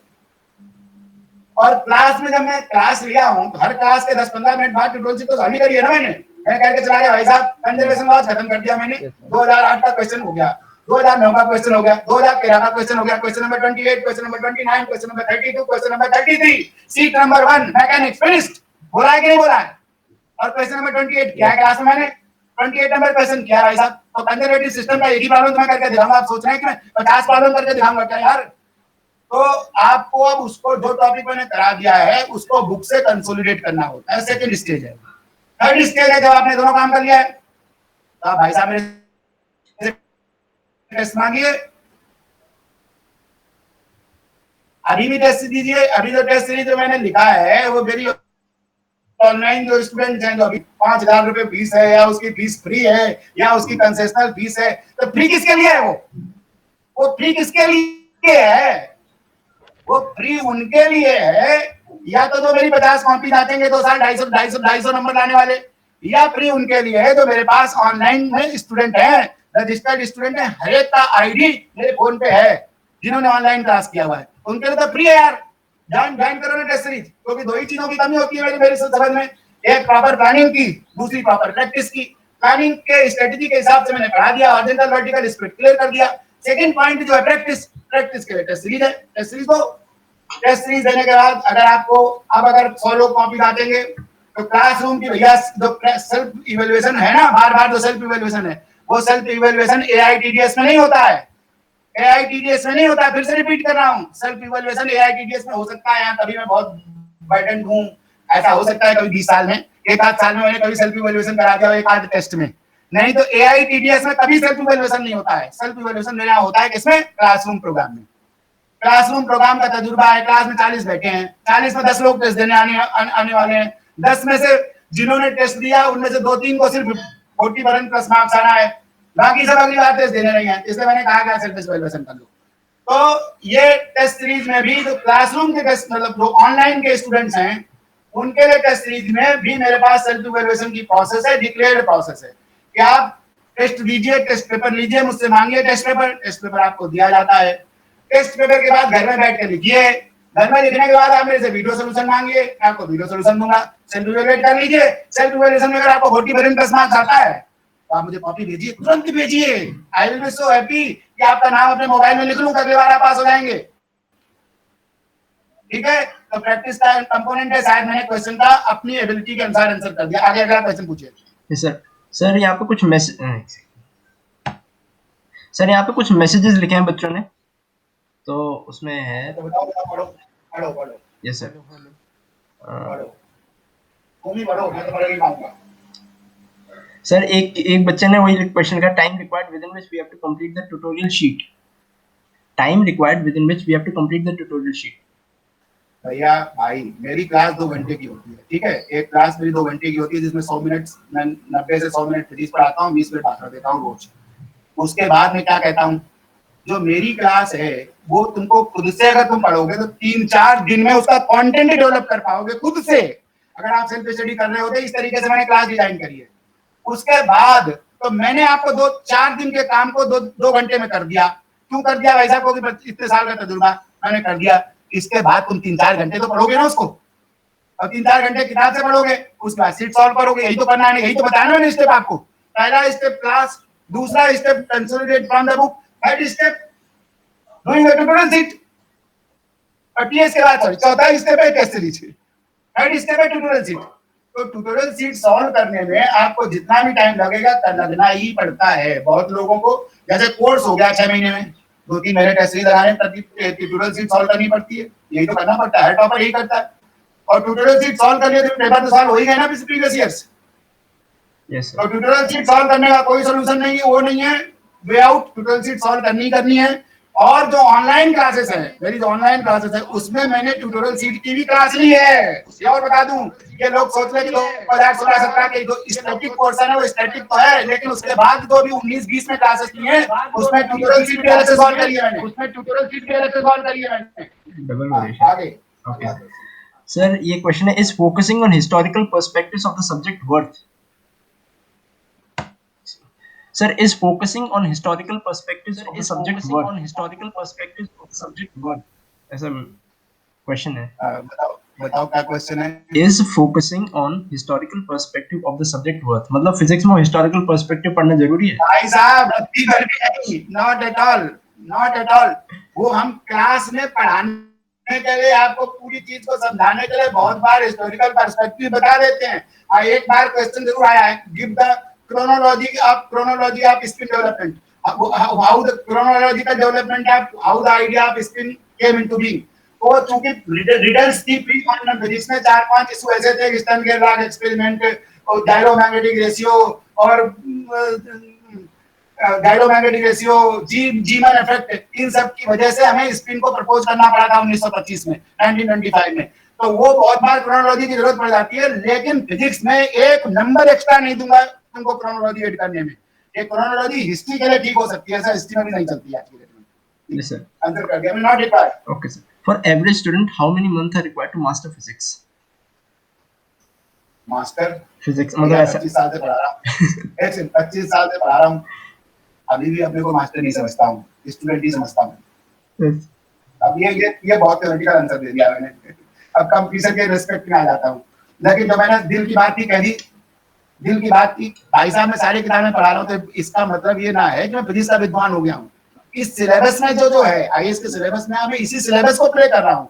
अगर इस सिलेबस के बाहर शायद खुद मैकेनिज्म भी कोई क्वेश्चन उठा कर ले आओगे मुझे, तो मैं आंसर ना कर पाऊँ, ऐसा हो सकता है। लेकिन इस सिलेबस में क्या है उसका जरूर मैं मास्टर हो चुका हूँ। समझ रखो कि यही पढ़ रहा हूँ, यही पढ़ रहा हूँ, यही पढ़ा रहा हूँ। तो मास्टर कोई जिंदगी में नहीं होता, अपनी पूरे जीवन काल में भी मास्टर नहीं होता। हमेशा जो अच्छा टीचर होता है ना, वो सिर्फ स्टूडेंट ही होता है सब्जेक्ट का, throughout life it is learning process. लेकिन कंपटीशन की तैयारी जो है, यूपीएससी के जो सिलेबस की तैयारी है, वो आप 7-8 महीने में आराम से कर सकते हो। पूरा कोर्स एक बार तुम 6 महीने में कर सकते हो, चाहे मेरी क्लास करो चाहे खुद से करो, लेकिन 6 महीने में तुम अगर ढंग के स्टूडेंट हो, अगर प्लानिंग के साथ तुमने किया है, तो तुमने लिख लिया एक, तुमने 20 दिन में मैकेनिक्स कर लोगे, 20 दिन में ऑप्टिक्स कर लोगे, ऐसे ऐसे करके तुमने शेड्यूल बनाया है सिलेबस के हिसाब से, तो मुझे लगता है कोर्स को एक बार तुम कर लोगे 6 महीने में, 3 महीने में कंसोलिडेट कर लोगे, ट्यूटोरियल शीट वगैरह लिखने में और टेस्ट पेस्ट देने में 8-9 महीने। I think is okay. But इसका आंसर जो कोई सिलेक्टेड होना, जब कोई सिलेक्टेड मेरे सेमिनार में आए, उससे पूछना, वो ज्यादा बेटर देता है। और वीडियो में लगे होंगे उनको देखो, क्योंकि जो अभी करंट में जो लोग पास कर रहे हैं वो कहेंगे तो थोड़ा बेटर होगा। लेकिन मेरा सोचना ये है कि पूरा सिलेबस 8-9 महीने में किया जा सकता है, कोई बहुत इतना मुश्किल नहीं है। Yes, sir. Sir, greetings, sir. Your 22 years of experience is merely my age. Sir, काव्य बंसल ने लिखा है। Sir, I want to ask how we can complete the course of physics before giving prelims this year. That is in 3 to 4 months only, so it does not affect our prelims preparation. देखो भैया, देखो मैं जो पढ़ाता हूँ मेरा मेरा जो लेक्चर चार्ट है वो शायद वो भी सार्वजनिक है। मेरी क्लासेस तो 105 क्लास में ही पूरा कोर्स खत्म करता हूँ। हाँ, एनालॉग इलेक्ट्रॉनिक्स नहीं पढ़ाता हूँ क्योंकि एनालॉग इलेक्ट्रॉनिक्स का कोर्स बहुत बड़ा है मेरी नजर में। एनालॉग इलेक्ट्रॉनिक्स अगर आपने इलेक्ट्रॉनिक्स में बीटेक नहीं किया है तो नहीं करना चाहिए, टिपिकली मैं ऐसा कहता हूँ। तो लेकिन आप कर सकते हैं तो कर लीजिए। Other than analogue electronics I teach almost every topic and up to the desired depth. जितना डेप्थ मेरी समझ में होता है मैं उसको देने की आजकल कोशिश कर रहा हूँ। जो अगर सॉलिड स्टेट के क्वेश्चन आ रहे हैं तो सॉलिड स्टेट को भी 6 क्लास में पढ़ा रहा हूँ अभी नए वाले बैचेस में। पुराने में 4 में पढ़ा के निकाल दिया था 16-17 से पहले, लेकिन अभी ऐसा नहीं है। अगर फोकस किसी टॉपिक में बढ़ रहा है तो टॉपिक को भी उतना ही फोकस में जा रहा हूँ। तो मैं 105 क्लास में कोर्स खत्म करता हूँ। 105 क्लास, ठीक है जी। तो अगर आप 30 क्लास मतलब 2 घंटा से 2 घंटे में पूरा क्लास खत्म कर देता हूँ। तो आप अगर रोज 2-2 4-4 घंटे पढ़ रहे हैं तो आप 120 दिन में खत्म नहीं कर सकते पूरे कोर्स को। Yes. अब मैं कैसे खत्म करता हूँ, पूछ लो मुझसे कैसे खत्म करता हूँ। मैकेनिक्स भैया 17 क्लास में खत्म करता हूँ, 17 क्लासेस। सिर्फ मैकेनिक्स खत्म करने में हमें 17 क्लास लगती है, 17 2 घंटे की class and I cover A to Z। और जो नोट्स आप मार्केट में देख रहे हो ना, वाजपेयी सर के नाम के, ऋषभ गुप्ता के नाम, तो मेरे पास नोट्स ही हैं, लेकिन वो 2010 के हैं। ऋषभ गुप्ता के नोट्स जो सर्कुलेट हो रहे हैं 2010 के हैं, वो 2020 के नहीं है। अगर इतनी आप लोगों को नोट्स की आवश्यकता लग रही तो शायद मुझे लगता है 2-3 महीने के अंदर मुझे नोट्स भी मार्केट में निकालने पड़ेंगे। अब मैं मार्केट में आज तक कभी प्ले नहीं किया हूँ, तो मैं समझता हूँ कि अभी कोई इस बार टॉपर आ जाएगा फिर से उसके नोट्स रखवा दूंगा। मैं हर बार क्या करता हूँ, टॉपर से रिक्वेस्ट करके उनके नोट्स को कहता हूँ भाई अपने नोट्स को फ्री में डाल दे तो किसी उसमें, क्योंकि हम नोट्स बेचते नहीं है। और टॉपर के नोट्स तो कम से कम ये भाई टॉपर के नोट्स हैं, एक ऑथेंटिसिटी तो है कि किसने लिखा है नोट्स को। Yes, sir. तो मेरी समझ देखो, मैकेनिक 17 क्लास में, ऑप्टिक 17 क्लास में, ईएमटी 16 क्लास में और 15 क्लास में थर्मोडायनेमिक्स। मतलब टोटल कितना हो गया, 17 14 68 65 क्लास में 65 क्लासेस में हम पेपर 1 खत्म करते हैं। और पेपर 1 जानते हो क्या है? फिजिक्स का पेपर 1 है क्या? फिजिक्स का पेपर 1 सिंगल वर्ड सब्स्टिट्यूशन में क्लासिकल फिजिक्स है। क्लासिकल फिजिक्स कब से कब की है? 1675 में हुक लॉ आया था। न्यूटन के लॉ कब आए थे? वो भी उसी टाइम के आए थे। तो 1675 से लेकर 1960 की लेसर तक है। लेसर 1960 में डिस्कवर हुई थी ना, तो 1675 से लेकर 1960 तक के टॉपिक्स कवर्ड है उस सिलेबस में, क्लासिकल मैकेनिक्स में। उसको मैंने कितने लेक्चर में खत्म कर दिया जी? 65। मतलब मैं 2.5 महीने में हर बैच में जो भी मेरा यहाँ पर स्टूडेंट हो उससे पूछ लो कि सर ने 2.5 महीने से ज्यादा खत्म किया है। 2.5 महीने में मैं पूरा कोर्स खत्म करके चला जाता हूँ, पूरा पेपर 1 4 किताबें, और आपको फेयर एनफ बैकग्राउंड मिल जाता है। उसके बाद आप बिल्टअप करने लायक होते हैं। अगर ये काम मैं अच्छे से नहीं कर पा रहा था भाई, अगर मैं अच्छे से नहीं कर पा रहा था 20 साल तक इतने डिमांड में कैसे चल रहा हूँ भाई? 22 साल हो गए और हर टॉपर सर का नाम लेता है, हर टॉपर हर शो में कहेगा सर की क्लास जरूर कर लेना। मैंने तो नहीं सिखा के भेजा कि भाई साहब तुम इसको सिखा के कह दिया भाई साहब वर्जित वालिया जी कह दो जाके शो में कि आप से बहुत अच्छा पढ़ाते हैं। मैंने तो नहीं कहा कभी वर्जित वालिया को कहने के लिए, वो तो किसी दूसरे इंडिपेंडेंट ट्रैक में बोल रहा है। अब अभिषेक राणा किसी इंडिपेंडेंट ट्रैक में वो कर रहे हैं। तो अगर क्लास को 4-4.5 महीने में करना है तो भैया मेरी क्लास हवाई जहाज का तजुर्बा है। 1250 किलोमीटर पर घंटा पे क्लास चलती है। 1 घंटे मतलब अगर मैंने कंजर्वेशन लॉज पढ़ाया तो जानते हो कंजर्वेशन लॉज में क्या क्या पढ़ा दूंगा? वेलोसिटी और एक्सीलरेशन चालू करूंगा r थीटा फाई कोऑर्डिनेट्स में, और पूरा वेक्टर का कॉन्सेप्ट बताऊंगा कि वेक्टर एक फ्रेम से दूसरे फ्रेम में वेक्टर कैसे यूज करना है, वेक्टर सबसे यूजफुल होता है। और सारे लॉज बता दूंगा, conservation of energy, conservation of linear momentum, conservation of angular momentum, centre of mass, particle का कंजर्वेशन, सिस्टम ऑफ पार्टिकल के लिए conservation, conservative system, F equal to minus grad U del cross F zero, 4 चीजें बताऊंगा आपको और 10 problem करा जाऊंगा। 2 घंटे की क्लास है वो, सिर्फ कंजर्वेशन लॉज। आप करा 10 दिन पढ़ो तो मैं कर पाऊँ उतना। डिजाइन ही क्लास को जब मैंने पहले दिन पढ़ाना चालू किया था तो मेरा टारगेट था, जानते क्या टारगेट था? कि आगे क्लास में आईआईटी बीटेक आ जाए। पहला बैच जब मैं 99 में पढ़ा रहा था तो मैंने टारगेट क्या रखा था? मैंने टारगेट रखा था कि साइंस ऑप्शन में रिजल्ट लाना है तो आईआईटी के बीटेक को आना जरूरी है क्लास में। और आईआईटी का बीटेक कैसे आएगा? आईआईटी का बीटेक क्लास में तभी आएगा जब उसको क्वालिटी मिले। और क्वालिटी मिलने के लिए क्या जरूरी है? क्या मूल माइक लेके मैंने चिल्लाया, माइक लेके मैंने बात कही कि तुम 4 दिन 5 दिन 6 दिन पढ़ो, तब मेरी 2 घंटे की क्लास के कंटेंट को पकड़ पाओगे। समझ रहे हो? आपके सामने भी माइक लेके बोल रहा हूं। अगर मेरी एक क्लास सुन लो, एक क्लास जो सबसे कठिन टॉपिक आपको लग रहा हो, सबसे कठिन टॉपिक, वो मुझे 2 घंटे पढ़ा लो, आपको लगेगा सारे क्वेश्चन आंसर हो गए सर के पढ़ाए हुए। आज भी यूनिवर्सिटी के कॉलेज की टीचरें आती है मेरे पास और ये बोलती है कि सर आपने न्यूक्लियर फिजिक्स पढ़ाई थी मुझे, आज भी हम वही न्यूक्लियर फिजिक्स पढ़ा रहे हैं, उसी न्यूक्लियर फिजिक्स में गेट का एग्जाम पास कर लिया, उसी न्यूक्लियर फिजिक्स में हमने जेआरएफ पास कर लिया, उसी न्यूक्लियर फिजिक्स में हमने सब कुछ कर लिया जो आपने न्यूक्लियर फिजिक्स और पार्टिकल फिजिक्स पढ़ाई थी हमने 12 क्लास में। 12 क्लास में न्यूक्लियर एंड पार्टिकल पढ़ा के 2.5 क्लास में पूरे पार्टिकल फिजिक्स पढ़ा के चले गए, सारे क्वेश्चन आंसर हो जाते हैं हर बार। क्योंकि क्या है या नोट्स तो डिक्टेट कराते नहीं है बच्चों की तरह, भाई साहब हम नोट्स डिक्टेट करा रहे हैं आपको, हमने तो कहा लिखो यार क्लास में, हम तो हाई स्पीड में चले जा रहे हैं, हवाई जहाज चल रहा है, आप हवाई जहाज में बैठ गए तो आप बेंगलोर पहुंच जाएंगे ना 2 घंटे में, दिल्ली से बेंगलोर की फ्लाइट कितने घंटे की, 2 घंटे की, हवाई जहाज में बैठ गए 2 घंटे में बेंगलोर पहुंच जाएंगे, आप मेरी फ्रीक्वेंसी में सेट हो गए, आप यूपीएससी के टॉपिक को कवर कर लेंगे, यही टारगेट रहता है भाई। आगे अगला question. Yes sir. Sir question है कि yeah, I can understand theory quite well, but will get confused, forget formulas, etc., which involve multiple terms, etc., which lead to silly mistake. Kindly give guidance how to remember things, even to reduce steps in derivation. I feel we have to remember many things. In nutshell, I want some memory tip. देखो भैया, भाई बहुत अच्छा question. Physics में मेरी समझ में 410 marks Kunal चिल्कू को आए थे, 65th रैंक आई थी। मैंने कुणाल चिल्कू को 410 मार्क्स आए 2011 के एग्जाम में, मैंने कहा कुणाल चिल्कू तू अपनी स्ट्रेटेजी लिख, मुझे लिख के तू दे, तेरी स्ट्रेटेजी मैं अपने वेबसाइट में डालूंगा, बाकी किसी की नहीं। मैंने कुणाल चिल्कू की स्ट्रेटेजी डाली थी और मैं जो सोचता हूँ वही कुणाल चिल्कू, और किसी आदमी को वही चीज पसंद आती है जो वो सोचता है वही दूसरा वाला कह रहा हो। तो मैं क्या कहता हूँ, मैथमेटिक्स जैसे हाइड्रोजन एटम प्रॉब्लम है, 10 पेज की प्रॉब्लम है, लेकिन वो 3 पेज में लिखनी होती है, एग्जाम में आपको 3 या 4 पेज देगा, तो आपको मैथमेटिक्स स्किप करनी है बीच में उसमें। तो मैथमेटिक्स कैसे स्किप करी जाए वो आपकी इंटेलिजेंस का फंक्शन है। आपको 5 स्टेप, बड़े बड़े स्टेप मालूम होने चाहिए, कौन से 5 स्टेप है जो क्रूशियल है उस डेरिवेशन में, वो उनको आपको मैकअप कर लो, बीच की मैथमेटिक्स को आप स्किप कर दो। तो आपको ये समझदारी आपकी खुद की है कि क्या स्किप करना है और क्या क्या उसमें लिखा जाना है।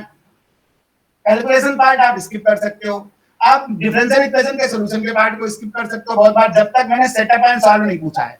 लेकिन अगर मैंने कहीं पूछ लिया setup and solve Laplace equation in spherical polar coordinates, तो आपको डिफरेंशियल इक्वेशन सॉल्व करनी ही करनी है।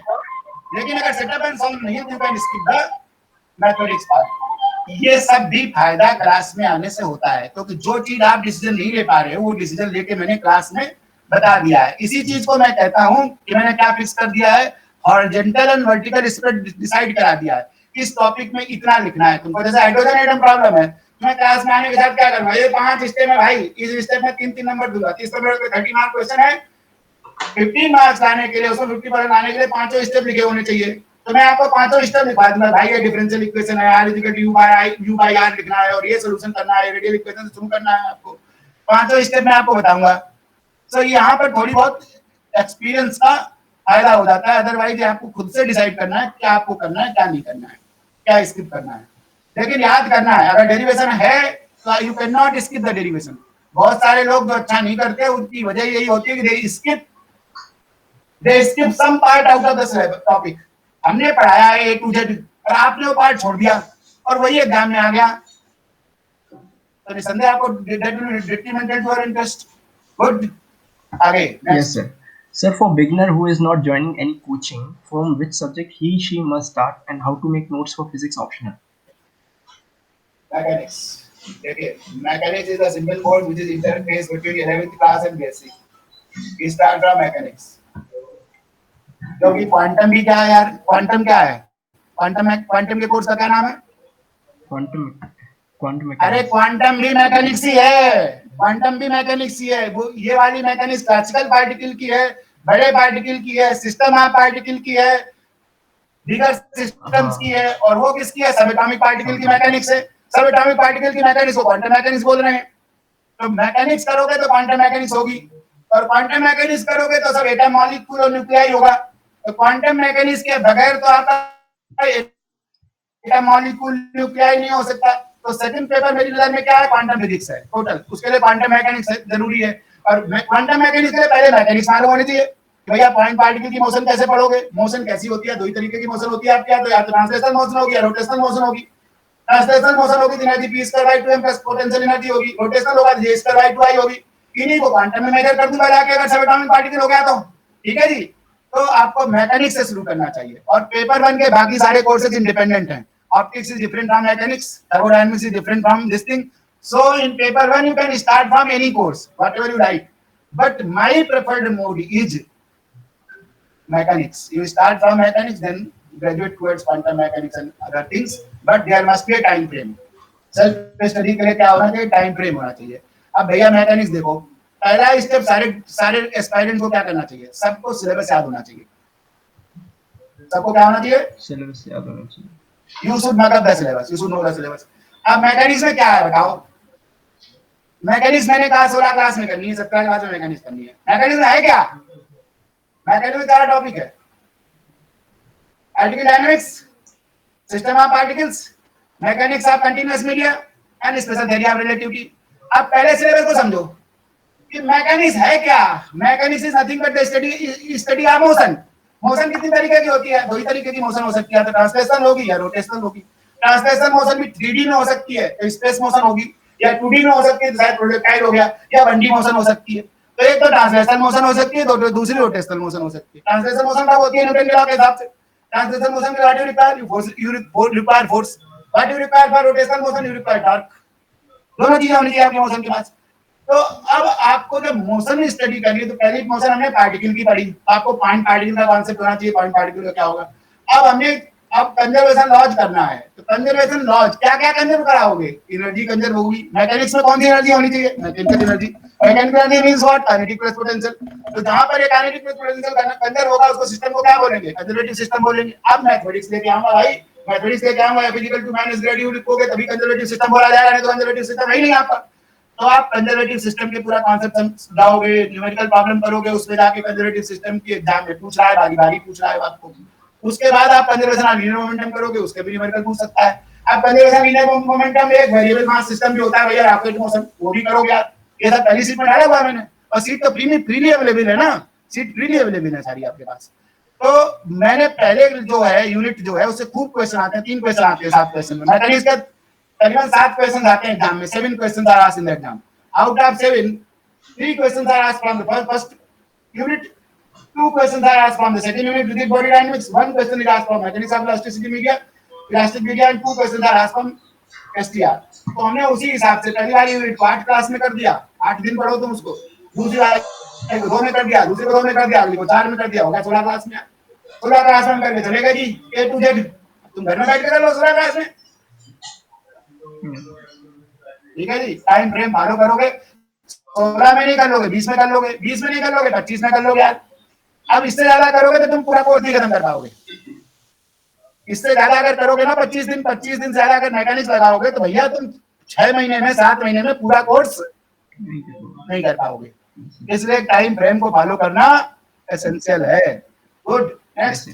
Sir, you were telling about the importance of reading books, but this year topper 2019 Awadh Singhal has written on his blog that he wasn't able to do books. He did only tutorial sheet. So does that mean students who are from IIT? Awadh Singhal मेरा बहुत प्रिय student है, अवध सिंघल से comparison मत करो।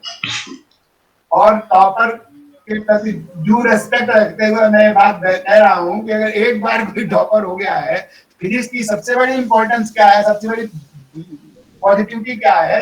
Physics एक ऐसा subject है जिसमें अगर एक बार आपको 250 आया तो अगली बार उससे ज्यादा ही आएगा, और अगली बार उससे ज्यादा आएगा, क्योंकि हर बार आपका बेस उससे बेटर होता चला जाता है। ह्यूमैनिटी सब्जेक्ट में ये चीज नहीं होती है। ह्यूमैनिटी सब्जेक्ट में अगर एक बार आपको 300 आ जाए, हो सकता है अगली बार 200 भी ना आए, उसमें अनसर्टेनिटी का एलिमेंट बहुत ज्यादा है। फिजिक्स में ऐसा नहीं है। अवध सिंघल जी इस बार पास हो गए, मैं बहुत खुश हूं उनके लिए। बस मैं सिर्फ इतना कहूंगा कि I am very happy for him, he has passed the exam in first attempt. I am greatly thrilled by that thing. उनके पास टाइम नहीं था, उन्होंने नौकरी छोड़ी थी, वो सिर्फ मेरी ऑनलाइन क्लास किए। अब जो ऑनलाइन क्लासेस के बारे में कह रहा है, अवध सिंघल जी ने सिर्फ मेरी ऑनलाइन क्लासेस करी है, कुछ नहीं किया है। और ऑनलाइन क्लासेस के बाद वो टेस्ट सीरीज देने आए, 2-3 टेस्ट दिए उन्होंने मेरे पास, मैंने उनको इनपुट दिया क्या क्या करना है, और वो कर पाए। तो ऐसा नहीं है कि फर्स्ट अटेम्प्ट में लोग करते नहीं है। अगर आप सारे अपने गैप्स को फर्स्ट अटेम्प्ट में ब्रिज अप कर लेंगे तो आप फर्स्ट अटेम्प्ट में भी पास हो सकते हैं। बहुत बार र्यूमर रहती है, लोग कहते हैं फिजिक्स फर्स्ट अटेम्प्ट में लोग नहीं करते, अवध सिंघल जी ने करी, और उन्होंने सिर्फ क्लासरूम भी नहीं किया, उन्होंने ऑनलाइन किया। यही जो मेरी ऑनलाइन क्लासेस चल रही हैं अभी लॉकडाउन के दौरान वाली, यही क्लासेस उन्होंने करी है, 105 क्लासेस। और आप मेल डाल के पूछ सकते हैं कि सिंघल जी ने मेरी क्लास करी है कि नहीं, और रिकमेंड कर रहे हैं कि मेरी क्लास के लिए।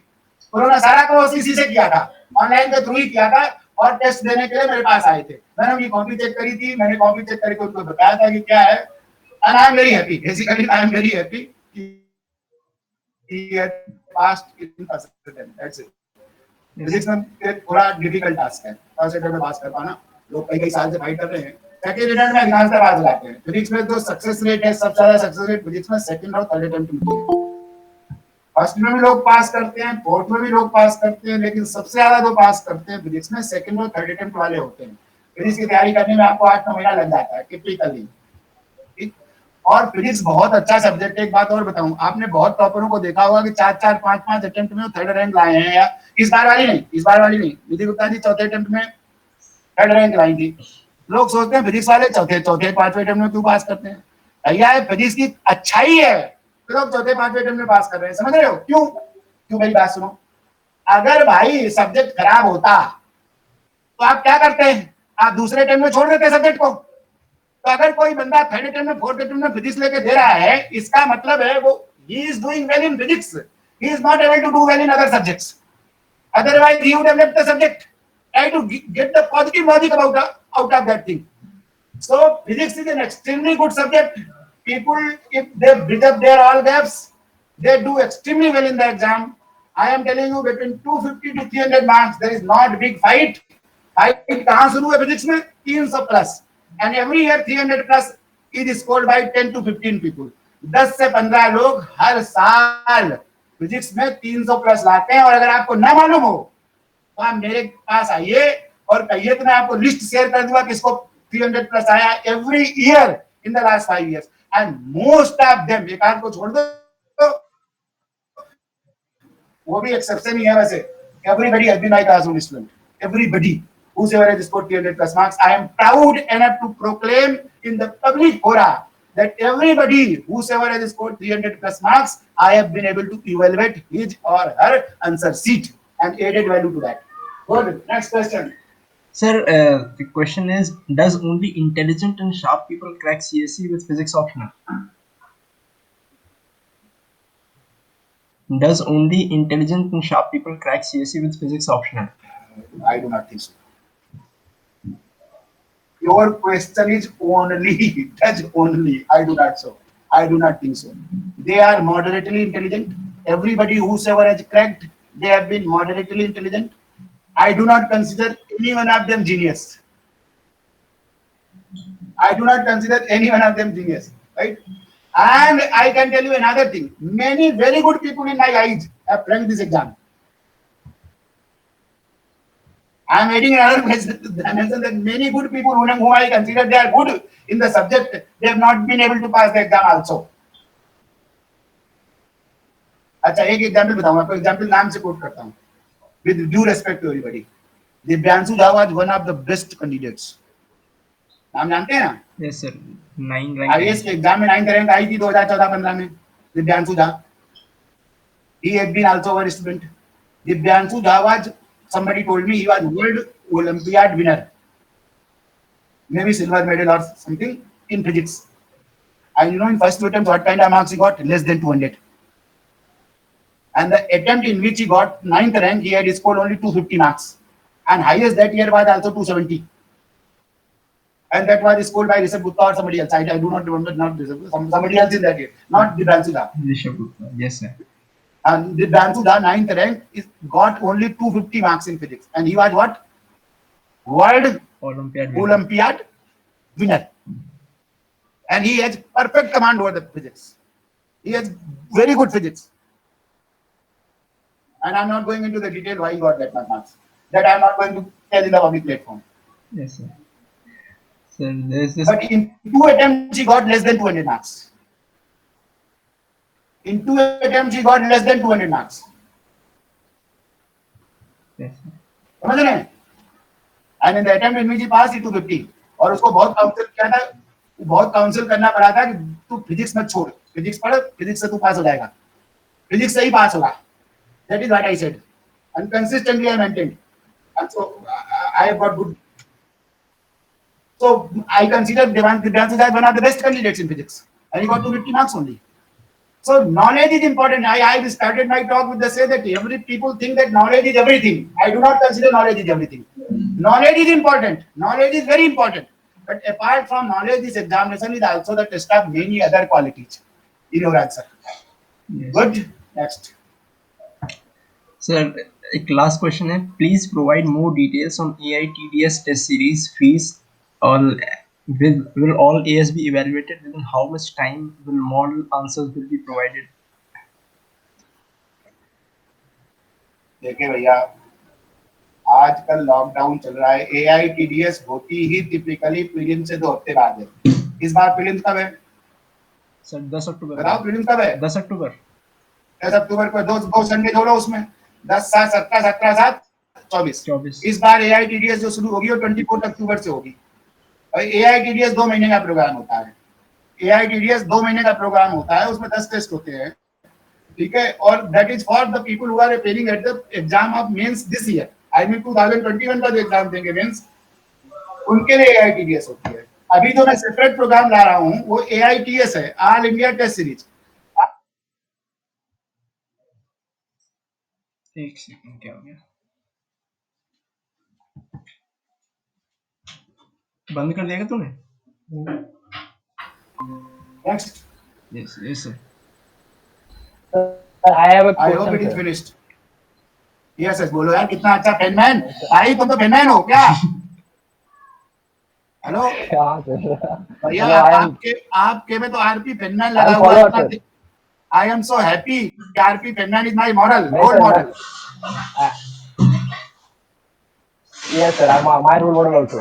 अरे so great. So at least one thing is common with us. Okay, आगे बताओ. बोलो भैया पेनमैन सर साहब, बोलो. मेरा जो क्वेश्चन है सर, जो हाँ सर, जो जो जो लोग टॉपर होते थे, जो लोग 300 प्लस जो मार्क्स ला रहे हैं, मतलब वो लोग क्या 500 out of 500 they are attempting 500 marks? नहीं, never. No one makes 500 marks correct. You can't make that thing. Maximum they make 225 to 240 मतलब how marks. much? I'm telling you, 225 to 240. 225 to 240 जोड़ लीजिए दोनों पेपर का. I mean they make about 450, 460. That's it. No one makes more than 460 marks correct in that exam. 460 correct, Okay. 326 score. That is the normalization factor. 450 correct, let us take 450 correct, 325 score. 325 divided by 450 into 100. That is the normalization factor for that year. Hello. Okay, thank you sir, thank you sir. Normalisation factor का concept समझ में आया मोटे तौर पर? मोटे तौर पर Yes sir, yes sir, yes. Ideal answer लिखा जिसका टॉपर है, मतलब मैं मान के चल रहा हूँ उसका आंसर आउटस्टैंडिंग है. ठीक है. Topper has given an outstanding answers. और outstanding answers what marks I have awarded? I have awarded 325 marks out of 450 total correct. Average factor. That will turn out to about 0.7. So 0.65 to 0.7 का normalisation factor है. आप बाकी के भी marks उसी हिसाब से रिड्यूस कर लीजिए. आपको समझ में आ गया फिनमैन साहब? और another question sir, means जो मतलब जो लोग कुछ एक्सपेरिमेंट करते हैं, मतलब आंसर करेक्ट नहीं है, फिर भी मतलब they are trying to make it, मतलब इसके लिए नेगेटिव इम्पैक्ट पड़ता है क्या? मतलब देखिए, स्टेप मार्किंग होती है. There is an step marking in this exam. There are so many things asked in many questions, so many things. So if you are answering those parts, we will give you weightage for that things. Not that there is not a step marking. There is a step marking in this exam also. okay. ठीक है, आगे. Hello. Good afternoon, sir. Good afternoon. Sir, I have completed syllabus of physics. Apart, I have not taken any coaching. My question is regarding that I have, you can say, a problem of being perfection that takes much time to cover a topic or even in GS. So how to stop that stigma or that approach? You have done it on your own. It is very positive step. Try to understand. I appreciate that you have done on your own. Good. I appreciate. I like. And every topper has to create his or her own path. Now you require help at this stage. You require help at this stage. What is help we can give you? You write down the test series. AITDS. You may not write this test series which I am going to conduct, but you should take, definitely you should take AITDS. What AITDS will put in, you think that you have done the entire syllabus. You think that you have done it well. But once I will evaluate the answer sheet, and I will be transparently evaluating the answer sheet, that if your answer is correct, I am going to give you 55% of the marks. If you are adding this value, I will give you half mark extra. So, okay. So, within a week time, once if you have prepared the entire course, you must be in a position to answer the mechanics test within a week, right? You Yes, must be in a position to answer optics in 1 week. You must be in a position to answer my quantum mechanics in 1 week. So that is how you take the all 8 or 10 tests and practice. Only you require practice at this stage. And if you think you lack something, then solved problem of any textbook. Solved problem will work. Solved problem of any textbook will work. Good. okay, sir. Thank you. Next. Or any question? Counter question? Yeah, कोई counter question? अरे No, भैया, sir. Thank you. Admin साहब कोई बहुत question है? नहीं sir, नहीं sir, अभी तो कोई क्वेश्चन नहीं है। बाकी जो क्वेश्चन थे सारे कंप्लीट हो गए काफी होलिस्टिक तरीके से। कोई क्वेश्चन है क्या? नो सर, ऐसा तो नहीं है। बस एक हेलो सर, बस एक कुछ लोगों का ये क्वेश्चन हाँ ये जी। बार बार है कि वो हाँ AITDS सर, मैं अभी ये जो अपकमिंग टेस्ट सीरीज है ना उसके बारे में पूछना चाहता था। अभी AITS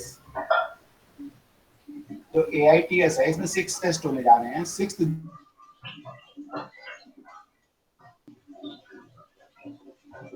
रोहित नेट बंद कर देगा।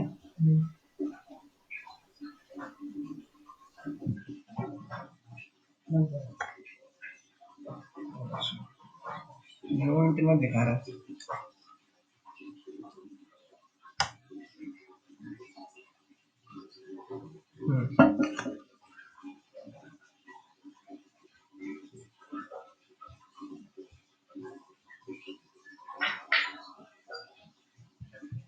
section B of the paper 1, that is on 27th June.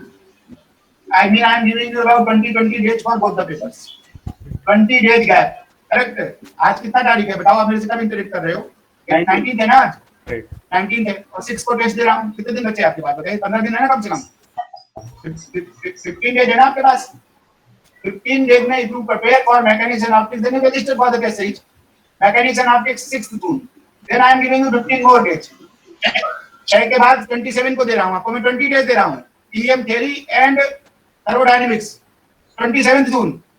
Then after 1 week, full length paper of paper 1, full length, because you have already taken mechanics, optics, EM theory and thermodynamics. Then you within 1 week you will be in a position to answer the paper full length paper 1. Take the full length paper 1, that is the paper, third test. Then after 15 days, you take the quantum mechanics plus spectroscopy. And then after 15 days, you take the atomic physics, no sorry, this nuclear particle physics and solid state physics and electronics. Good. That is how by August end, you will be in a position to answer 6 tests and will be able to revise the entire course within a given time frame. I think 15 days, 20 days are more than enough to revise 2 books, mechanics and optics. If you are doing for revision, and if you are doing from the first time, you will not be able to do it. yes sir, revision only. Revision only. 20 days is more than enough for you to be given for revision. Correct? और भाई प्रशांत डागले, क्या नाम है? प्रशांत, yes sir. प्रशांत, मैं आपके सामने हूँ, सामने हूँ कि नहीं? हाँ, मैं आपके सामने हूँ। पेपर किसको बनाना है? आप ही, मुझे बनाना है। चेक किसको करना है?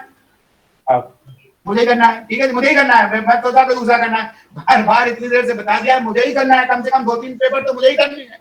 उसके बाद अगर तुम 40% के नीचे जाओगे तब मैं शायद कोई अगर आएगा। अभी कल कह रहा था कि भैया कोई लोग ही नहीं आते टेस्ट देने के लिए, कॉपी चेक करने के लिए, तो मुझे ही चेक करनी पड़ती सारी कॉपी।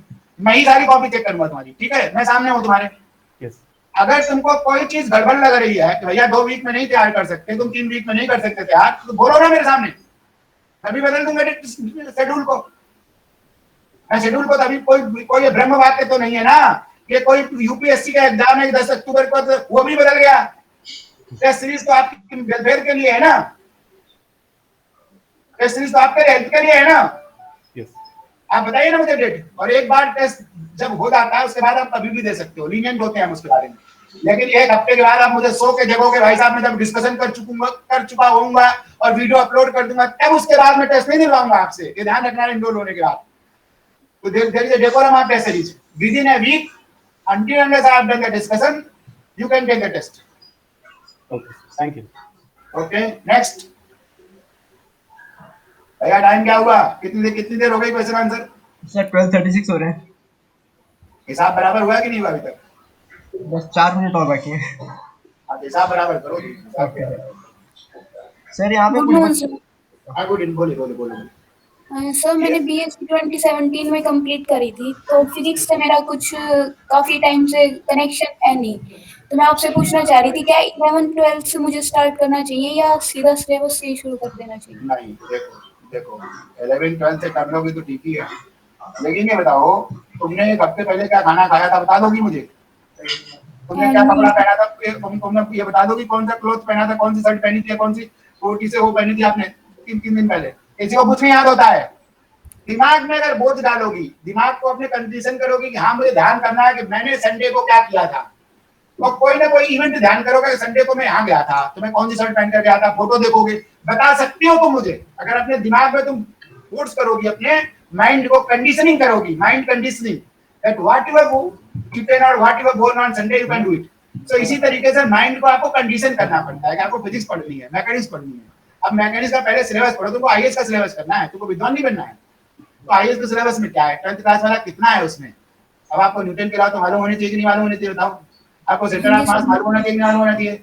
आपको स्टेशनरी वेव मालूम होनी चाहिए, मालूम होनी चाहिए? 11वीं क्लास की चीज तो मालूम होनी चाहिए ना आपको। तो अगर 11वीं क्लास की चीजें उसी को तो एडवांस वर्जन पढ़ रहे हैं ना हम। भैया कंजर्वेशन लॉ तो 9वीं क्लास से पढ़ते हैं, बताओ? कंजर्वेशन लॉ आपने conservation of energy 9th class में नहीं पढ़ी है? 9th में पढ़ा है। कंजर्वेशन ऑफ मोमेंटम भी तुमने 10th क्लास में पढ़ा है। तो अब आपको उसका एडवांस वर्जन पढ़ना है। अब आपको ये पढ़ना है कंजर्वेटिव सिस्टम वो है जिसको F equal to minus grad U लिखना है मुझे। अब तुमने ग्रेड नहीं पढ़ा है 12वीं क्लास में, 11वीं 12वीं में कहीं ग्रेड पढ़ा है? ग्रेड ऑपरेटर नहीं पढ़ा है? नहीं सर, नहीं पढ़ा है। नहीं पढ़ा है। अब तुमको ग्रेड पकड़ना है, समझ गए? तुमको पहली क्लास में, मैं पहली क्लास में तुमको ग्रेड बताऊंगा, ग्रेड क्या है, डाइवर्जेंस क्या है, कर्ल क्या है, तो इसका मतलब। और वेक्टर फिजिक्स में कहाँ यूज होता है वेक्टर, बताओ तुम मुझे? वेक्टर तुम्हारा बताओ मुझे, वेक्टर थर्मोडायनामिक्स में यूज होता है क्या? No sir. वेक्टर थर्मोडायनामिक्स में यूज नहीं होता ना? No sir. ठीक है, बहुत ज्यादा बहुत कुछ ऑप्टिक्स में भी मैं कहूं तो नहीं यूज होता है, नहीं होता ना? हो सकता है वैसे इलेक्ट्रिक फील्ड को अगर मैं वेक्टर के फॉर्म में लिख दूं तो वेक्टर हो जाएगा, अदरवाइज ऑप्टिक्स में भी नहीं यूज होता है। ठीक है, वेक्टर का सबसे ज्यादा यूज कहां है? मैकेनिक्स में है और इलेक्ट्रिसिटी एंड मैग्नेटिज्म में है, इसी में तो है ना? मैकेनिक्स और ईएम थ्योरी में वेक्टर का यूज है। ठीक है, हाँ जी। तो आपको पहले वेक्टर कैलकुलस रिवाइज कर लेनी चाहिए। कर्ल क्या होता है, ग्रेडियंट क्या होता है, गॉस थ्योरम क्या है, स्टोक्स थ्योरम क्या है, क्योंकि हम लाइन इंटीग्रल से सरफेस इंटीग्रल बदलना और सरफेस इंटीग्रल से वॉल्यूम इंटीग्रल बदलना, ये चीजें झट से यूज कर देंगे। अब जैसे हम कहेंगे कि अगर F equal to minus grad U लिख दिया मैंने, तो अपने आप कर्ल ऑफ F जीरो हो जाएगा। अगर हमने F equal to minus grad U लिख दिया कंजर्वेटिव सिस्टम के लिए मैथमेटिकली, तो कर्ल ऑफ F अपने आप जीरो हो जाएगा, क्योंकि कर्ल ग्रेडियंट फंक्शन का जीरो होता है। तो आपको आइडेंटिटी मालूम होनी चाहिए, कर्ल ग्रेडियंट फंक्शन का जीरो होता है, मालूम होना चाहिए नहीं होना चाहिए? ये तो 11वीं क्लास में नहीं दिया हुआ है। नहीं सर, ये सब बीएससी में पढ़ा तो था, पर अब 3 हाँ, साल 4 साल हो चुके हैं। देखो मेरे से जो भी पूछते हैं मैं उनको क्या कहता हूँ, सबसे पहले मैथमेटिक्स जो है ना वो फिजिक्स में एक्स्ट्रा है, हर जगह मैथमेटिक्स है। फिजिक्स का कोर्स का physics is written in the language of mathematics, mathematics is the language franca of physics. Okay, physics is written into the language of mathematics. तो मैथमेटिक्स में क्या क्या चाहिए होता है मुझे? वेक्टर चाहिए होता है, गामा फंक्शन चाहिए होता है, लैप्लास उसको आपका फूरियर ट्रांसफॉर्म चाहिए होता है, और मुझे डिफरेंशियल इक्वेशन चाहिए होती है। कितनी चीजें चाहिए होती है? ये चीजें आप रिवाइज कर लो। मैंने कर्ल ग्रेडियंट डाइवर्जेंस के लिए एक YouTube में वीडियो बना के डाला हुआ है YouTube में, क्योंकि कर्ल ग्रेडियंट डाइवर्जेंस फिजिक्स में सबसे ज्यादा यूज होता है। आपको कर्ल मालूम हो, ग्रेडियंट मैथमेटिक्स में शुरू से यही से करता हूं, कर्ल ग्रेडियंट डाइवर्जेंस से। आप कर्ल ग्रेडियंट डाइवर्जेंस की क्लास मेरी YouTube पे लगी हुई है, इसको देख लो। सर यूट्यूब की मैंने ऑलमोस्ट सभी क्लासेस देखी हैं आपकी, लेकिन अरे कुछ मैथमेटिक्स में लगी हुई है, मैथमेटिक्स के ऑप्शनल में। ठीक है सर। ओके ठीक है, सर। ये तुमको मैथमेटिकल फिजिक्स या इंजीनियरिंग मैथमेटिक्स जिसे कहते हैं ना, उसको रिवाइज करना पड़ेगा फिजिक्स के लिए पहले, ओके सर। और फिर उसके बाद 11वीं क्लास का कोर्स करो। 11वीं क्लास का रिवाइज पढ़ लो, फिर भी सिलेबस में आओ। अगर तुम भूल गई हो बिल्कुल तो अगला प्रश्न। ठीक है, मैं थैंक यू मालूम पड़ सर। गया। ओके, हाँ सर, आगे थैंक यू सर। भैया। हाँ, थैंक यू भाई साहब। आगे एनीबडी? किसी और ने ज्वाइन किया सर? मुझे नहीं मालूम, तुम बताओ, किसी को और पूछना है तो। सर वो डायरेक्टली आपके पास भैया मैं डायरेक्टली तुम्हारे सामने लैपटॉप खोल के बैठा हुआ हूँ। देव भारद्वाज जी कुछ पूछना चाह रहे हैं क्या? देव भारद्वाज जी देखो। Yes sir. सर ये पूछ रहे हैं ये कि अनुराग, सर ही इज आस्किंग कि यूपी पीसीएस में ये फिजिक्स ऑप्शन कैसा रहेगा, कुछ ऐसा पूछा है उन्होंने। क्या भाई, बहुत अच्छा रहेगा। आईएएस की तैयारी करने से, देखो मैं सबको पहले क्या एडवाइस देता हूँ, बहुत अच्छी एडवाइस देता हूँ। आईएएस की तैयारी करने के बाद जो जो बाकी एग्जाम दे सकते हो इसी सिलेबस से सारे दे लो। इंडियन फॉरेस्ट सर्विस का फॉर्म जरूर भरो। एक फिजिक्स लो, दूसरा फॉरेस्ट्री लो या एग्रीकल्चर लो। तो एक सब्जेक्ट फॉरेस्ट्री एग्रीकल्चर में से कुछ भी ले लो, बहुत सरल होता है, 3 महीने में 2 महीने में हो जाता है। दूसरा एक फिजिक्स ले लो। तो सिर्फ तुम्हारा बैरियर है प्रीलिम्स। अगर प्रीलिम्स पास हो जाएगा तो इंडियन फॉरेस्ट सर्विस पास करना बहुत आसान होता है। उसके बाद सारे पीसेस का सिलेबस, यूपी पीसेस का सिलेबस एकदम आईएएस वाला कर दिया है। ऑप्शनल में वही सिलेबस है यूपी पीसेस का फिजिक्स में जो आईएएस का है। तो अगर सेम प्रिपरेशन से तुम्हारा यूपी पीसेस का एग्जाम हो जाता है तो आई देने में क्या अर्ज है? और दूसरा बात, अभी तक मुझे तो लास्ट ईयर तक जानकारी है कि वहां पर नॉर्मलाइजेशन नहीं होता है। Yes sir. पीसीएस में 80-85% मार्क्स आता है, 80-85% मार्क्स आ जाता है ऑप्शनल में अभी तक। अभी नया वाला सिस्टम में क्या हुआ मुझे नहीं मालूम। तो लास्ट मुझे मार्क्स 2018 तक के मालूम है, उसके हिसाब से बता रहा हूँ। पीसीएस में ऑप्शनल सब्जेक्ट्स में नॉर्मलाइजेशन नहीं होता है। तो you can score up to 80% marks in PCS exam with the same preparation, and paper is little lower standard than IAS exam. Syllabus is same. So you take the advantage of this. Correct? Next. Sir और कोई तो शायद question है नहीं। Anybody other? Sir हो गया शायद। Hello हो गया ना? हेलो हिसाब सर है बराबर कर लिया तुमने। शायद एक बच्चा जो भारत के पूछना चाह रहे हैं। Yes sir. तो ये बार-बार क्लिक कर रहे हैं तो मुझे मेरे सामने तो ग्लो करते हुए दिख रहे हैं। जी क्या रहा है देव भारत। सर बोल नहीं रहे हो? कुछ नहीं बोल रहे हो? बोलना है बस।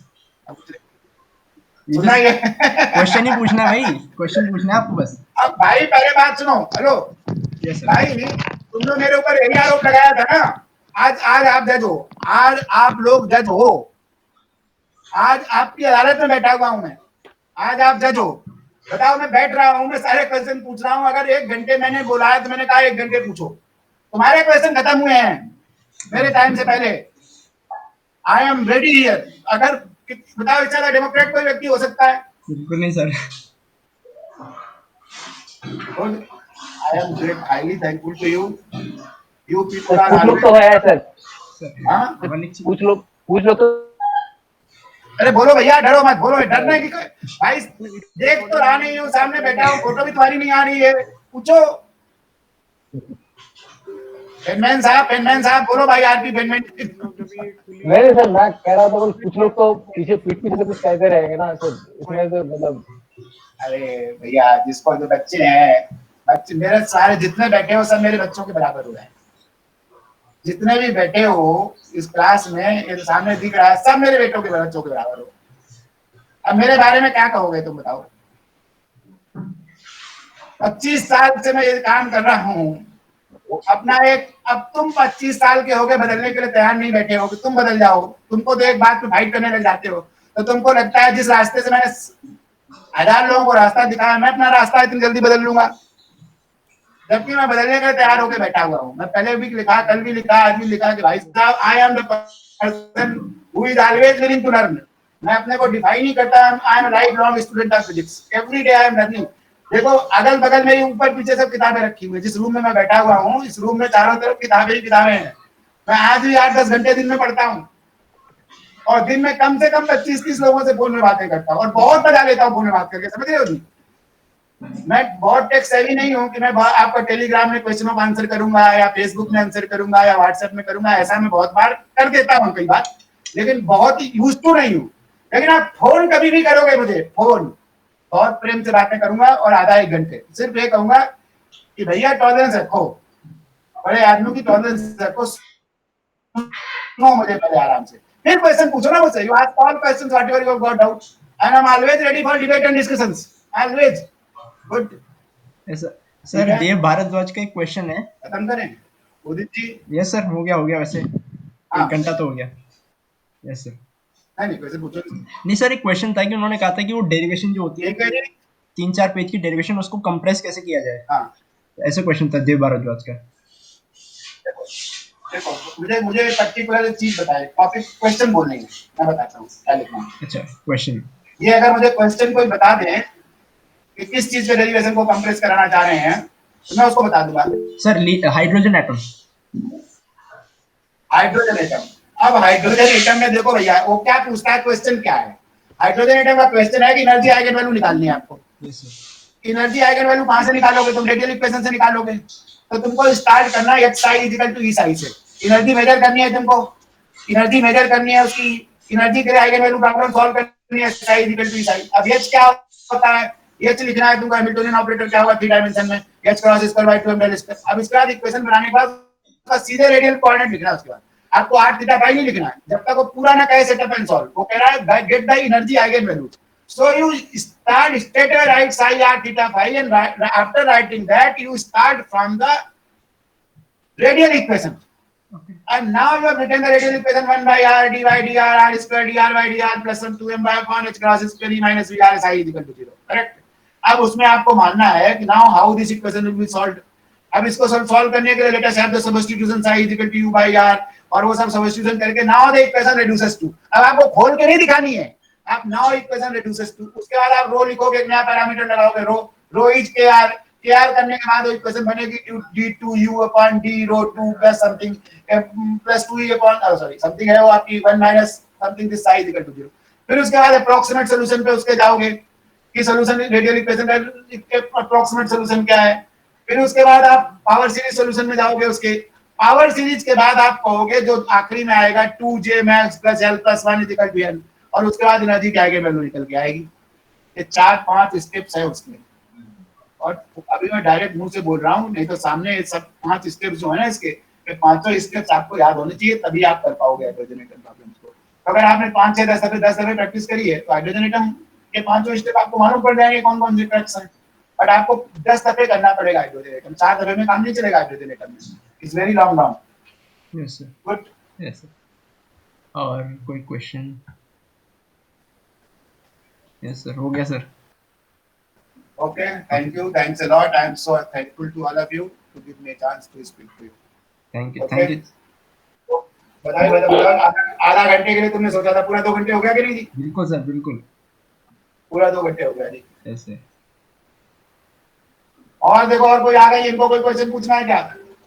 सर अभी ज्वाइन हुए 1-2 लोग, लेकिन क्वेश्चन तो अभी पूछा नहीं किसी ने। नहीं तो भैया मैं साइन ऑफ कर, अगर कोई क्वेश्चन नहीं पूछेगा तो हाथ जोड़ के साइन ऑफ कर देता हूँ। Sir Hello, question. sir. Good afternoon. Good Yes. afternoon, sir. Yes. Sir actually अभी तो मैंने स्टार्ट ही किया है फिजिक्स ऑप्शनल, तो मैं ये थोड़ा सा मतलब sorry I came late, so I just want to ask for the strategy like how to like you know to cover this syllabus and with the GS GS. Right now there is a lockdown. You should utilize this lockdown time for 3-4 months. First, you should focus on the optional. Try to make a plan, a strategy that how to cover this syllabus within 4-5 months period, and study for optional 4-5 hours a day, and same 4-5 hours you can devote for the GS, because this is completely stay at home. I hope everybody can spare about 8 to 10 hours for the study purpose if you are doing a full-time things. And up to August, try to finish at least 80% of the syllabus if you are serious contender for this particular year. Okay. Okay, and regarding, because I have been taking this session for more than 1 hour, more than 2 hours approximately, more than 1.5 hours. So I think moderator of this group, have recorded the class. Yes, sir. Yes, sir. And he will upload it on this. Or very soon I will meet you on the YouTube channel also, our DIAS YouTube channel. Everybody should see my channel DIAS YouTube, and I will conduct the same kind of session sometimes where you can join and you can come up with the question. And I hope this kind of moderation is good, because whatever the question list you have given, yeah, bhai, Yogi, Udit, Yes, sir. Udit Gautam, बोलिए sir, बोलिए sir. I hope I have been able to answer almost all the questions Yes, sir. you have Yes, given sir. to me. Each and every one. Yes, sir. Hello, Yes, sir. I think there is I a think network issue, I think so. हाँ network issue है. तो आप अगला देखिए, ये जो भी record हो गया है इसको अगली बार हम अपलोड कर लेंगे, उसको एक बार देख लीजिए. फिर नेक्स्ट सेशन में हम आपके साथ कभी फिर से जुड़ेंगे. I will very happy to answer your queries, और you can make me a phone call. My number is written at my YouTube channel. You can talk to me on phone also. Okay, sir. Thank you, sir. So this is the same process for the working professional also, matlab those who are. Yes, working professional, आप मेरे से phone में बात कर लो, ठीक है?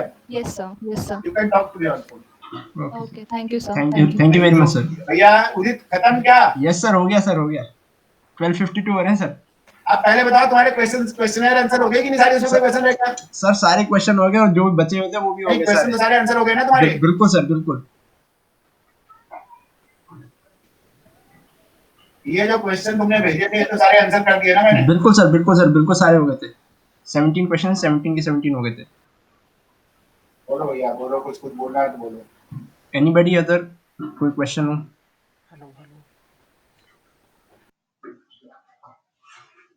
Sir I think हो गए सर, सबके क्वेश्चन, अब बचे तो नहीं है.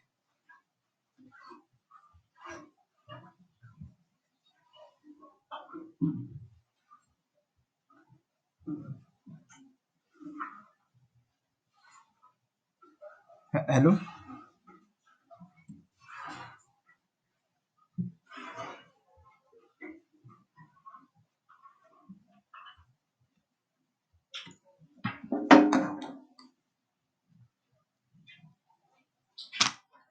आई थिंक सर हो गया है सर ये. आवाज नहीं आ रही.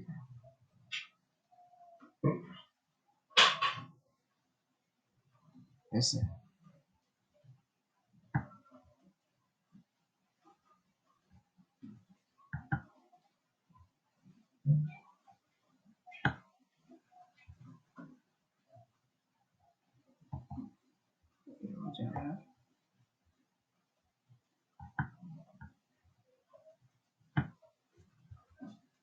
So can we end this?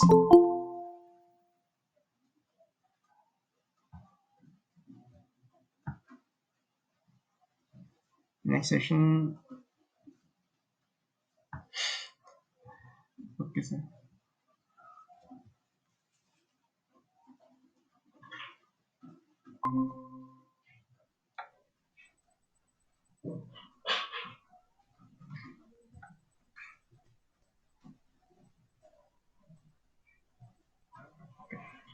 And this is a what?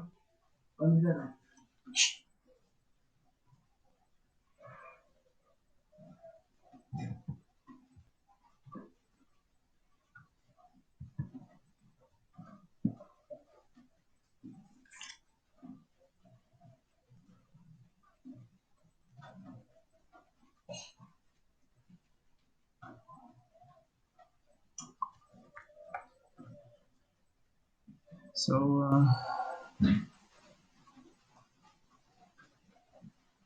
okay.